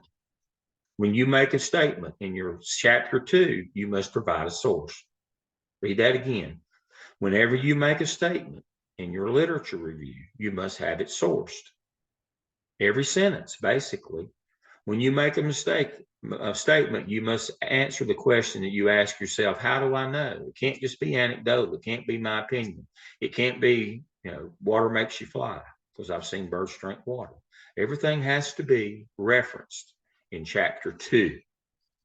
Do not use any pronouns in literature review like me, I, we, you. Chapter 2 is all about the literature, not about the researcher or the reader. All that stuff's in chapter 1. 40 to 60 references, most of them in the last 5 years. Again, if you do old studies and your data now doesn't match it, we're hosed in chapter 4, folks. I'm just telling you right now. The more current your literature is for that second section in your lit review where you talk about previous studies only, the more current it is, the better chance we have to match it with your results, your findings in chapter 4. And we have to match it for validity's sake. If we don't match it, we're in trouble. Details about the studies you've reviewed. That's that second one. When you do that, when you reference another findings, you need to include the details. And Dr. Jones gave us a good example here. Research suggests that students with strong identities are more inclined to pursue careers in science, and that undergraduates who participate in scientific research tend to identify strongly with the field of science and are more likely to persist in the path of scientific research. In the above example, add details about research conducted? Who did they survey or observe? How was the data evaluated? Add a sentence like Betsy Jones interviewed 150 government workers and found that 70% of them were happy with their salary and plan to remain in their jobs. All right. So, give us a brief summary of where that data came from that study. And then at the end, once you've written all three sections, your content, your previous studies, which is process, your theoretical framework or conceptual framework section of your literature review, which also includes previous studies using Hertzberg, everything's documented. Then summarize it all as to what you found. Basically, you're saying, as a result of my literature review, previous studies on retention said this. That's what we're going to try to match in chapter 4. So the stronger and the more comprehensive that review is, that's what we start chapter 4 with. That summary of your lit review. Previous studies on retention found this. Here's my summary. Here's what I found. And that's where you argue for that my data is reliable. I can speak to this problem, and I can give both recommendations and an action plan because my data is reliable. That's what we're trying to do. Now, here's another document. This one's a little more how to.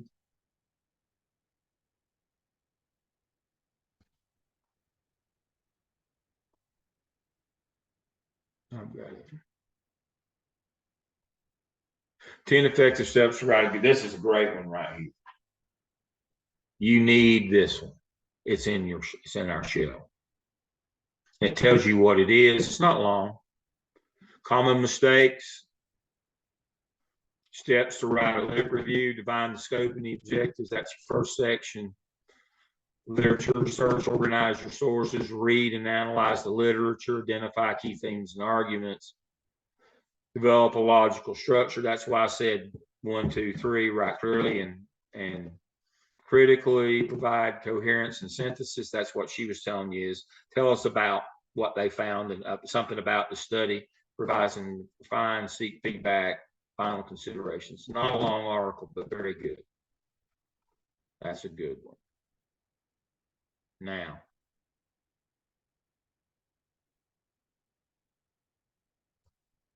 this may be of all this rambling this morning, this may be the most important thing I say. A dissertation is an iterative process. Iterative. Who knows what iterative means? It is a process of revision, vision, revision, continuous improvement. I had a student the other day. It was Joe. Joe's been with me for a long time too. He came through the master's program with me, and he said, if I put these changes in that you want, I'm going to lose 11 pages. And my response to that was, and these pages ain't your children, Joe. This is an iterative process. These 11 pages are garbage. But maybe I can use them somewhere else. Maybe my hair will grow back. Possible. It's not probable. We can hope. But this 11 pages is no good. You were writing your opinion. This is chapter 2. I don't care what you think. I want to know what you know in chapter 2. And also in the end, understanding that if you were at Gardner Webb graduation, 3 weeks ago, I have one doctoral student. She was off cycle. So I have one from DEOL. I have one doctoral from off cycle doctoral. I had others, but I had one off cycle doctoral. She was supposed to finish last summer, so she would have walked in December with her group, but she didn't. Now, she's a prolific writer. Prolific, very good, smart, did great. I mean, everything was good. Everything was good. Well, then why did it take her why'd she have to finish in the fall? Because she thought every word that she wrote should have been chiseled on a monument. I couldn't get her to take stuff out. So when it came time, and we're running down to the wire here, when she put her final in, turn it in 25%. She had everything in the world on it. Well, you know, she tried, resubmitted, still 25, did an edit. Her and Dr. Jones went over it again, still 25. And I said, okay. Now, I've given you the opportunity. Now I will do it. I got done 11 on the turn it in. It's got to be below 19. It was 11. 30 pages. See, these aren't my children. I have no emotional attachment to your pages or your words. 30 pages gone, just like that. But she finished. But again, it's an iterative process. It's a revision, you know, write, revise, throw away, do whatever. If you think every word you write is golden and that, you know, you can't move on from it, or it will be tough. It will be hard to write a dissertation. Now, in the end, she was stuck. I don't let my students get stuck. I took 40 hours. I went from chapter 1 to chapter 5. I cut 30 pages out of it. You know, got it back in a reasonable format, stuck it back in, turned it in 11, and she graduated, and off we went. That's the way that works. But she couldn't get over, you know, look, it's at 25. You got to take something out. Well, her idea was if I add more, it'll make the score go down. And so when she got done, it was a little over 200 pages. When I got done, it wasn't. You know, I have no emotional ties to this stuff. I know you do, but I don't.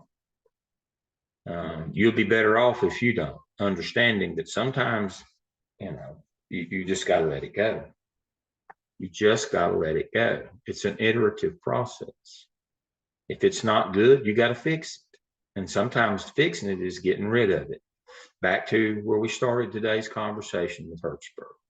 Sometimes the stuff you quit doing is more important than the things you do. Sharice didn't understand that. She wanted to keep everything she had, so I'll just add more stuff. No, it won't counteract the stuff that's bad. That's got to go.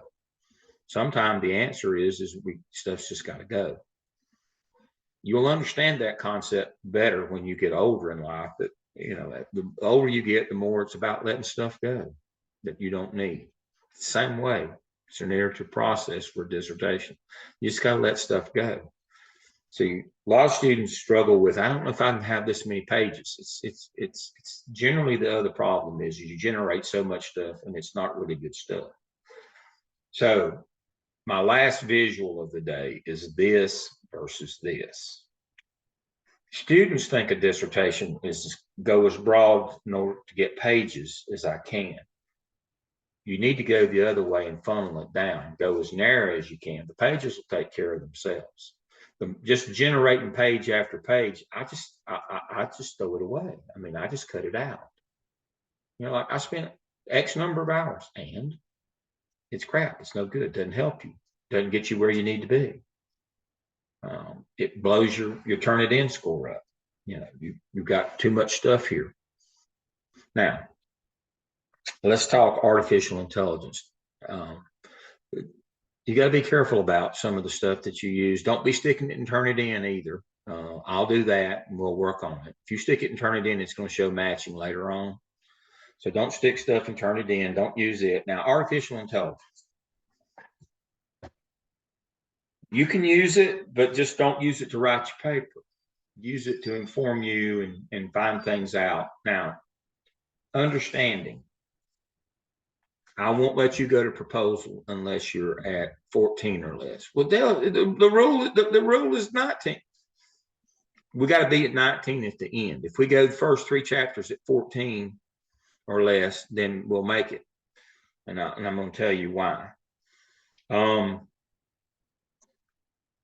When we go to the editor, a lot of times with our 5 chapters, our score will go up about 5 points. How in the world? Well, she uses software to edit, and it's got artificial intelligence in it, and it attributes when it finds quotes in your paper that you haven't attributed to anybody, it will, and that'll affect your Turnitin score. Number one, but number two, her editing program. If you've gone through and you think paraphrasing is reading a 5-sentence section and just changing one word in each line, guess what her editing program does? It replaces the original word back. And then that whole section turns pink, or red. That means that's plagiarized.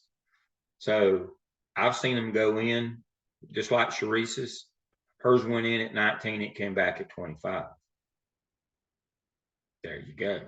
It does word replace. So paraphrasing is not taking a paragraph and changing a couple words. It's synthesizing that's what that word was in that. What did that paragraph tell you? They found this. That you don't just copy and paste and change a couple words. There's a lot of that goes on. Copy and paste, change a couple words. Well, her editing program restores that, and it blows your score up. Now, the second thing, and I had to do this for all the adjuncts that we work with in dissertation at the big fall convocation last year. 14 is not 14 is not 14. Well, what in the world does that mean? You got a score of 14, and I'll let you go to proposal in terms of matching your Turnitin score. And I presented 2 documents to them. I said, all right, this one I would let go at 14. This one I will not. Well, why not? They're both 14. One of them has large blocks of text that's just got a couple words missing. I know what it's going to do when she puts it in the editing program. It's going to convert it back to the original text, and that one's going to blow up. This one, it's just, random color all throughout. That won't go up significantly when it hits the editing program that the editor uses. This is just about probability, folks. If you have large blocks of text where you've just changed a word here or there in your document, and that's how you're at 14, and then you've just got random color all throughout your document, when those go to the editor, one is going to come back 25, the other one's going to come back 17, 18, probably under 19. That's what we're talking about. Don't have large blocks of text where you just changed a word or two. That's not paraphrasing. Paraphrasing is you read it, and in your words, you say, this is what they found, just like you saw Dr. Jones right there, what she did.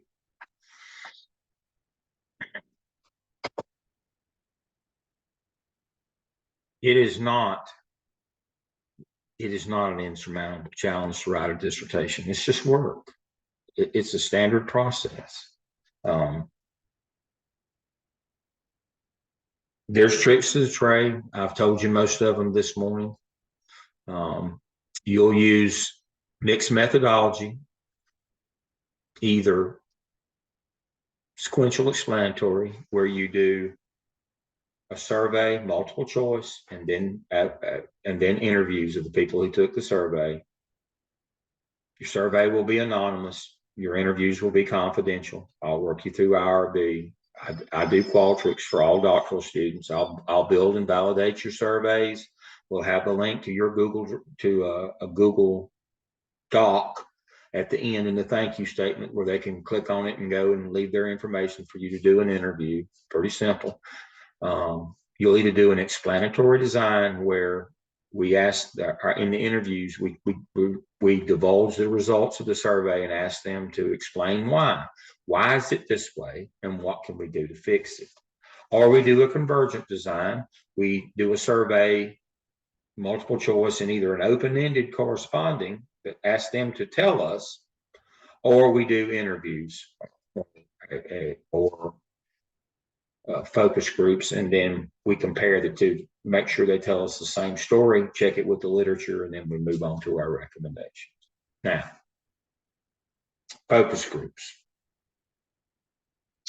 If you're doing a perception study, if that's in your title, perception, we don't do focus groups. We do interviews. There's no such thing as a group perception. Perception is an individual thing. These are standard errors that students make. If you're doing an evaluation, we need scores. We need data. Most of the time, we just do perceptions, or we do of a program or of a thing.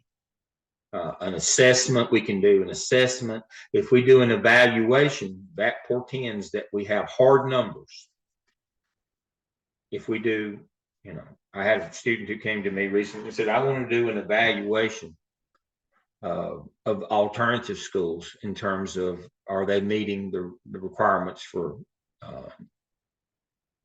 college and career ready? And I said, can't do that. They said, well, why not? And I said, because that's not their purpose. That's not their mission.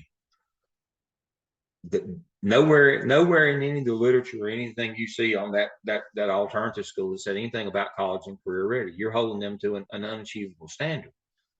Their job is to modify, kick the kid for 30, 60, or 90 days, modify their behaviors so they can return to their home school and be successful. Now, if you want to evaluate that alternative school, you need to look at their grades, attendance, and behavior before they came, and then grades, attendance, and behavior after they came. Well, I can't get that data. Well, then we can't do an evaluation. We can do what people, and we can do a perception of what people think of that school. But we need grades, attendance, and behavior if we're going to do an evaluation, because that's what their charge is to change before and after the grades, attendance, and behavior. That you're asking, do kids come out of their college and career ready? Nobody graduates from that. They graduate from their regular high school. That's an interlude to modify their behavior. The purpose of that organization is to modify their behavior, not to get them college and career ready. You can't evaluate a program on an unrealistic standard. You have to know what is their purpose. What are they supposed to be doing? If you want to evaluate something, you know, what is its purpose? What is it supposed to be generating? You know, what is their core competency? That's in that state, you know, what is the core competency? Highway 40, Interstate 40 in North Carolina runs from west to east until it gets to Raleigh, and then it turns directly south to Wilmington. When you go around the belt line in Raleigh, go around the loop, and, you know, go around the curve and head south. First road on the right, first exit, Jones Sausage Road. It goes into the back way into Garner. You know what they do at Jones Sausage? They make sausage. That's their core competency. It's right there in the title, isn't it? You know that's what we're talking about. You can only evaluate Jones Sausage on making sausage. That's their core competency. It's pretty easy. How many cases go out the door every day? That'd be pretty easy. Now, why they are or aren't going out the door, that'd be what we'd be trying to figure out. But now we can't go in and say, you know, we evaluated this place and everybody's happy, so it's doing. No. How many cases of sausage are coming out the back? In schools, we teach kids. That's our core competency. So that's why we have a state report card with their scores on it. How many have met proficiency? How many met grade? That's what we do. That's our core competency. We have to understand, if we're doing an evaluation, you know, we have to have numbers to measure against their core competency. We can't hold people or organizations accountable for things that, you know, we think they ought to be doing. What's their purpose? Who, you know, going back to that first case study in 738, the can, you know, how many clients do you serve? Some of their funders were interested in how many, the others were how well do you serve them? Sometimes it's hard, you know, but you know, that evaluative piece, when we're doing evaluations, we got to have data, and it gets a little tricky sometimes. That's my point is if you want to do an evaluation, we can do one, but we have to have data. You have to know that up front. And so that's why you talk with your organization, you know, do a prospectus maybe. I'd like to do a study like this. Can I get this data? You look at research studies and figure out what kind of data am I going to need. Then you talk to your organization. Can I get this kind of data from you? Do you have it? Would you let me have it? That's the whole notion. And so, especially if you're working with a school system like Derek's talking about doing, you need to do a prospectus before you write all 3 chapters. Go through the hell of IRB. You need a prospectus up front. Would you let me do this? And so for Derek, I've pulled a document up for him. I think I actually put it in our shell, but if I didn't, I will, Derek. If you're working in a school, I suggest now that you do this. That you tell them, I'm just asking up front. I will submit after it's IRB, I'll submit a formal request to get data from your district. But I'm just talking up front now. Here's my title. Here's my lit review, my methodology, my research questions, significance of the study. Do you think that you would be willing to let me do this in your district? If they say no, then we move to another district or we move to another topic. You need to do kind of something like this with your organization in terms of what your core competency is. Will you let us have this data? If not, maybe we could do a perception study. We could do something like that. But before you go through the hell of writing 3 chapters and getting through IRB, remember, no data, no dissertation. It's just a book report. We got to collect that data in chapter 4.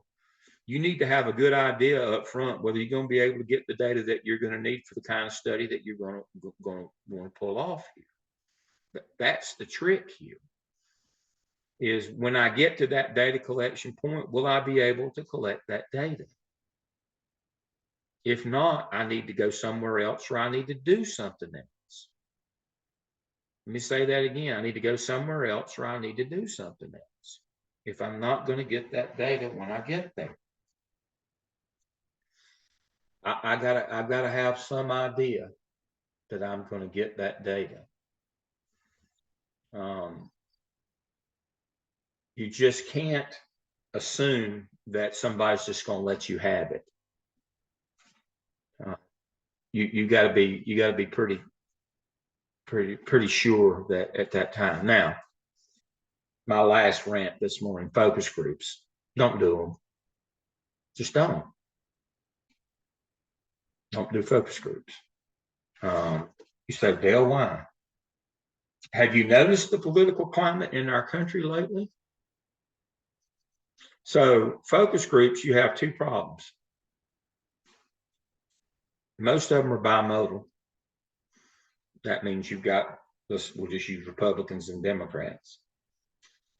Now, either you will get one group and everybody's singing out of the same songbook and their data is no good. It's not reliable.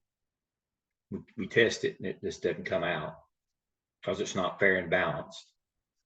Or you get half and half of each and they just fight the whole time. It's a fist fight. It looks like they're having a property reevaluation meeting.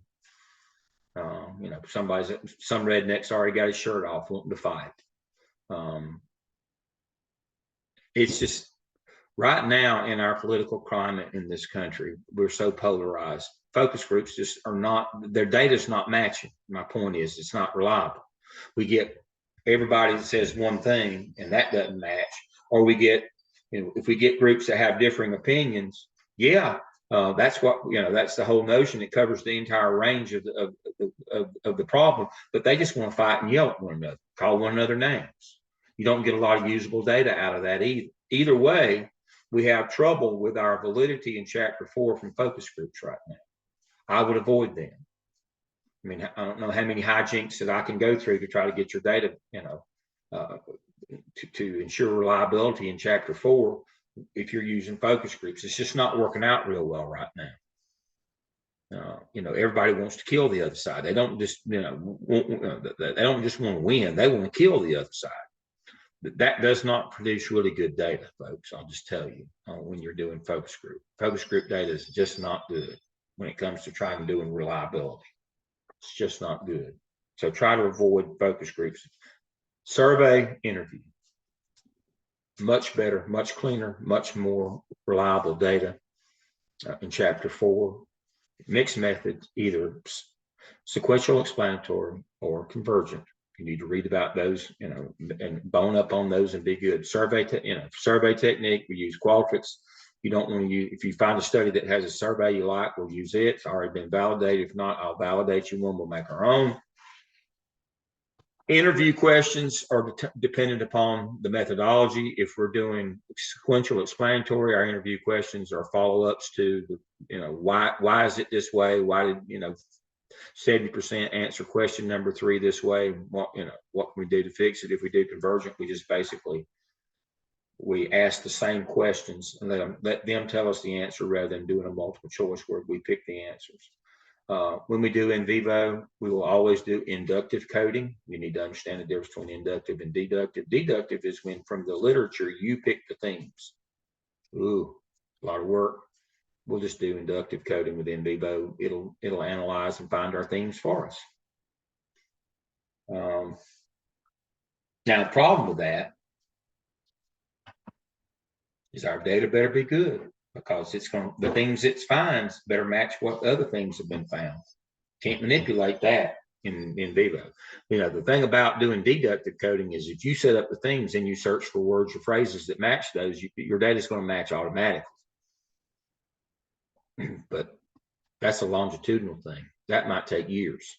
If you want to do quick and dirty, we do inductive, and we take the risk that we've been clean and our technique's been good. We use valid instruments that when we put it in the magic machine and in vivo cranks out our themes, that they're going to match the things from the literature, what the literature said we'd find.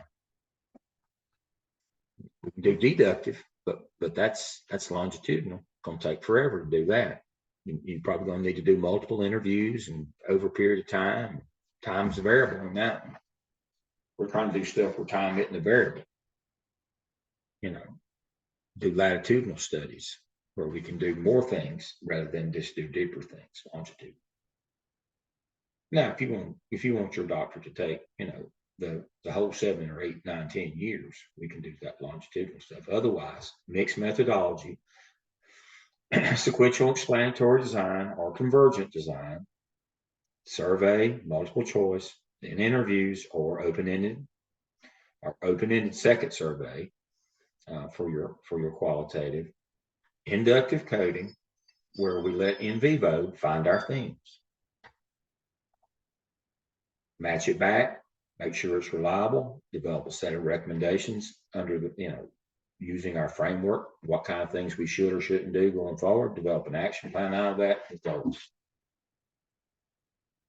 This is not rocket science. It's just a process, an iterative process.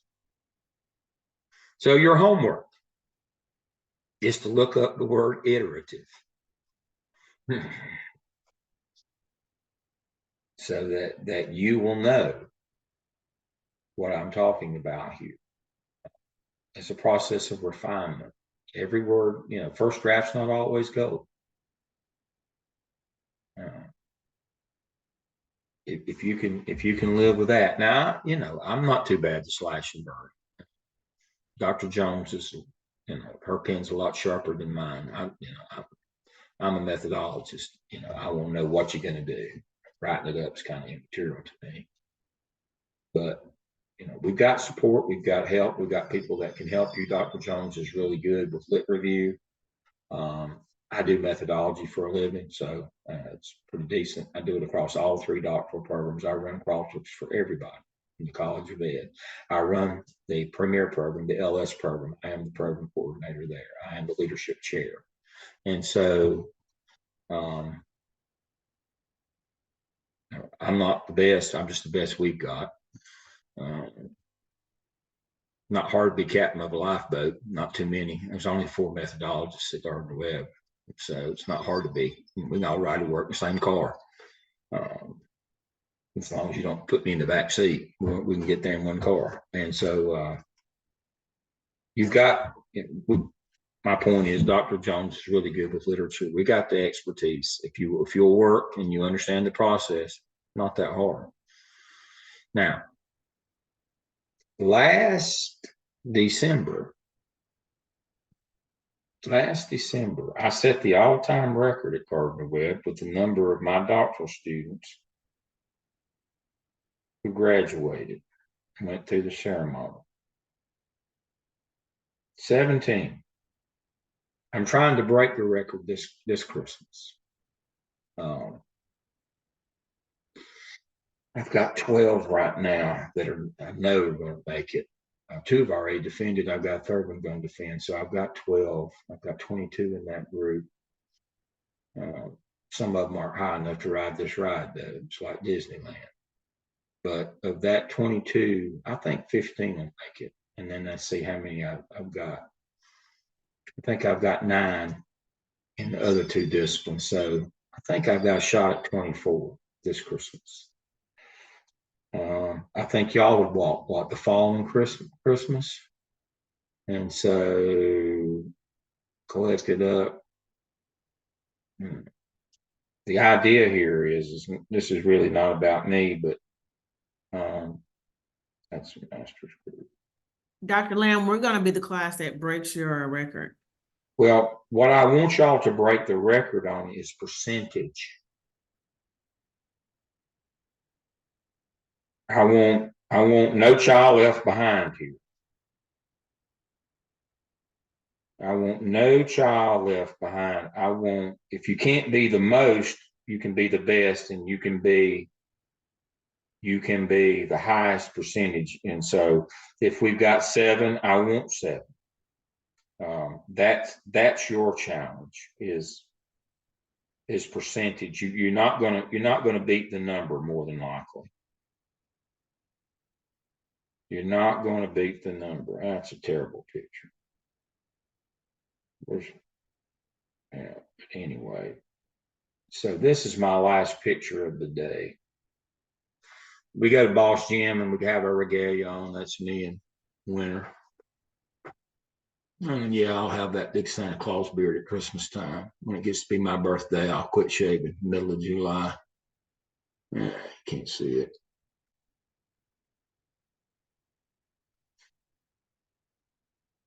Sure was a way I could figure out how to do this different. Come back on.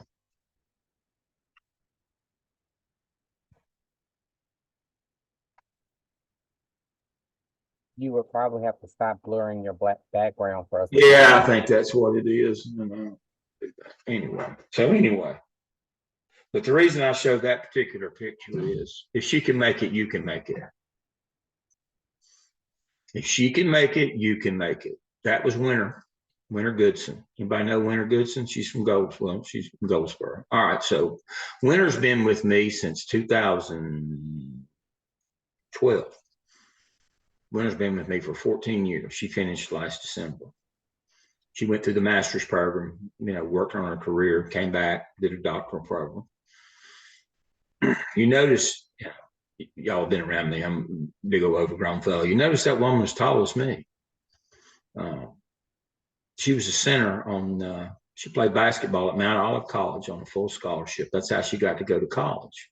She went to Red Springs High School in Robeson County. She was pregnant and homeless at 14. Pregnant and homeless at 14. She's 41 years old. She has a 27-year-old son. She had the baby at 14, homeless. She was a part of the world when I was a kid. Had 3 water fountains, black, white, and other. She's other. She's a Lumbee Indian, which is rejected by all parts of society in that part of the world. She was pregnant and homeless at 14 years old. My good friend, Dr. Danny Stedman, was principal at Red Springs High School. He took her in and saved her. Got her off the street. She had the baby. She played basketball, indigent kid. Got a scholarship to Mount Olive. She's now principal and has her doctorate. Now, it gets worse. She's 2 weeks away from defending her dissertation, and she has a massive stroke. I'm FaceTiming with her from the hospital. Mercy. She had to learn to walk and talk again. The whole deal. Occupational and physical therapy. So her graduation was delayed a year, but she learned to walk, learned to talk, went through the whole deal. And there we stood in Boss Gym this past Christmas. 12 years. I've been with her for 12 years. But now that woman, I ain't even pretending to be tough compared to that woman. I'm gonna tell you right now. You know, the grace of God. God is Yes, good. sir. And Yes, so, sir. so the notion here is, if she can make it, you can make it. You won't never face anything any worse than that woman's been through. I can tell you that right now. And she persevered. She had the same problem. You know, her data didn't match at the end of, you know, in chapter 4, we fixed it.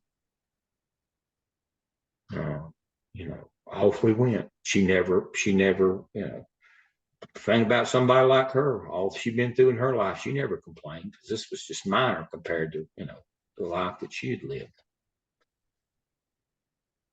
But, you know, more than likely, y'all are not going to be the biggest group. Might be, you know, might have enough to hold over. But I want to see, you know, I want to be 100%. 7 for 7. That's our goal. My goal with this group is 7 for 7. I've never had a 7. I've never had 100% group. I've never had 100% group. I want 100% group. Nobody left behind. That is your goal. So that means you've got to support one another. Y'all have got to help one another. If you find something out, you share it among. This is not a competition among y'all. Y'all are, you know, that us against the world. Well, nobody's against you, but you know, you got to lift one another up. You got to boost one another.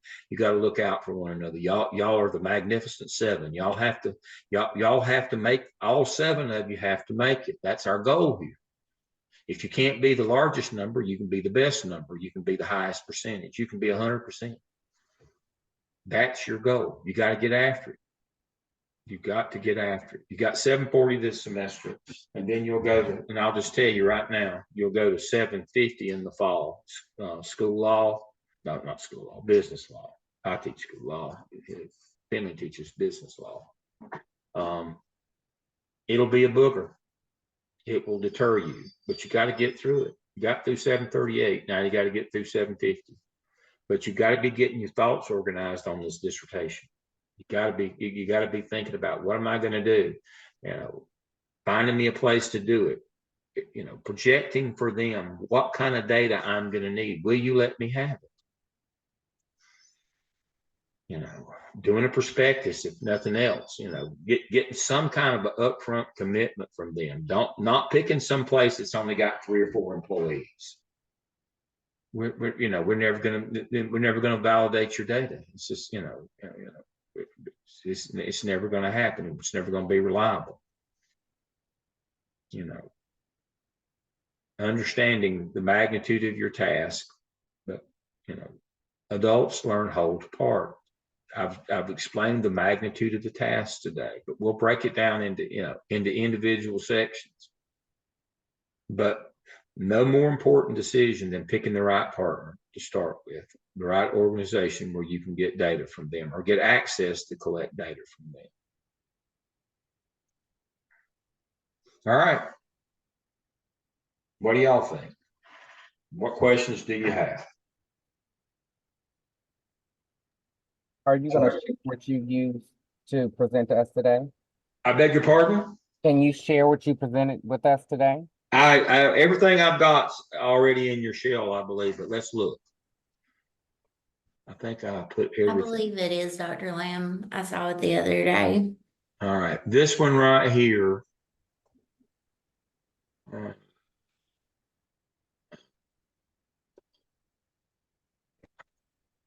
Kick me out. Enrollment verification, make sure you do that. Sign up sheet. Class meeting dates, graduate student handbook, required DEOL dissertation materials, expectations, perspective, top 5 rules for a lit review, 10 effective steps to writing a good literature review, and then get out of the way. Move out of the way.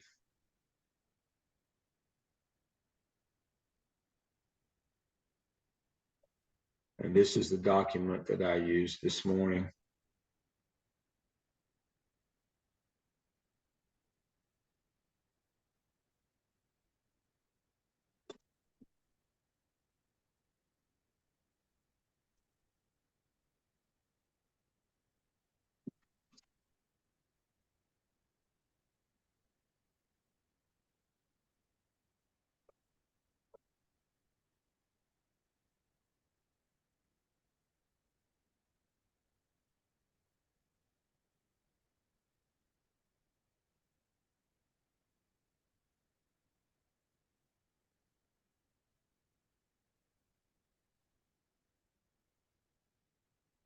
Yeah, right there it is.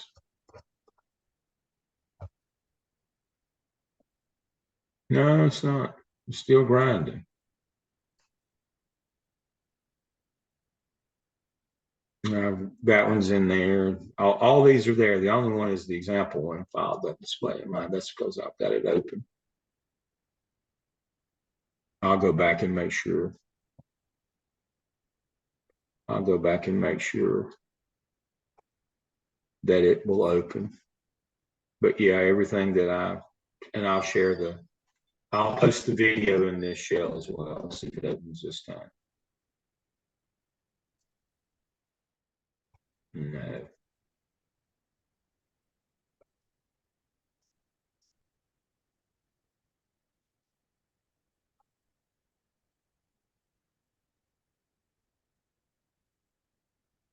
Okay, it won't show on the screen, but it will. You just hit this and download it, and it will show. A lot of times it may preview later, but it won't right now. All right. When do y'all meet with Dr. Lambert?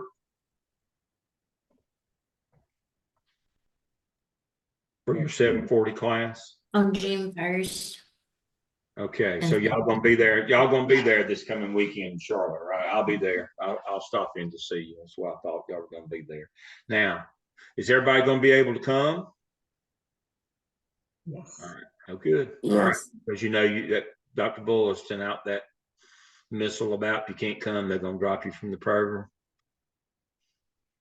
Anyway, but I'll be there. So I'll see y'all in person next Saturday there. Again, I'll have an office there. Probably use Anthony's along the side there, where you can stop by and see me and bring, again, try to schedule one more session. If you can't, if they all get booked up, just let me know. I'm available. I know y'all work, so that's why I try to do them on the weekends, but I'm available. I teach at night, obviously. I have Tuesday, Wednesday, and Thursday night classes. I'm done usually about 9 o'clock. I go from 6 to 8 in the summer, and it takes an hour to upload videos, and do all that stuff. I'm usually on the road between 4:30 and 6. So you can catch me most afternoons, like from 2 to 4. Unless I'm in, there's not a lot of meetings in the summertime. We can schedule, I'm talking about, we can schedule a Zoom session, like from 2 to 4 in the afternoon. I do administrative things in the morning, and most of y'all are at work in the morning, and that's your busy time. But after lunch, and when my nap's over and you're back from lunch, we can probably catch a time like between 2 and 4. If you need to see me then, but I'm here to support you. Is the notion here is we'll get you through. You can't have more challenges than winter, so that's it's just about working your process. All right. Anybody have anything else? Everybody knows how to use the new Blackboard. Anybody having problems with that?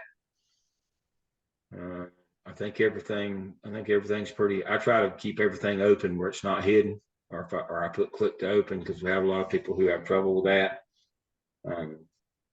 And so we don't have a lot of Blackboard support, but I know a little. I can try to help you if you're having problems. Make sure you're in your class with Dr. Lambert. I guess that's about it this morning. We got through a little early. I thought we'd be through by 11. So I gave myself to 12. So although I'm 21 minutes over, I'm actually 39 minutes ahead for y'all. So that's a win for me. I'll see you next Saturday in Charlotte. Everybody be sure to be there. Thank you. Have a good day. I appreciate you. Bye, everybody. Take care. Bye.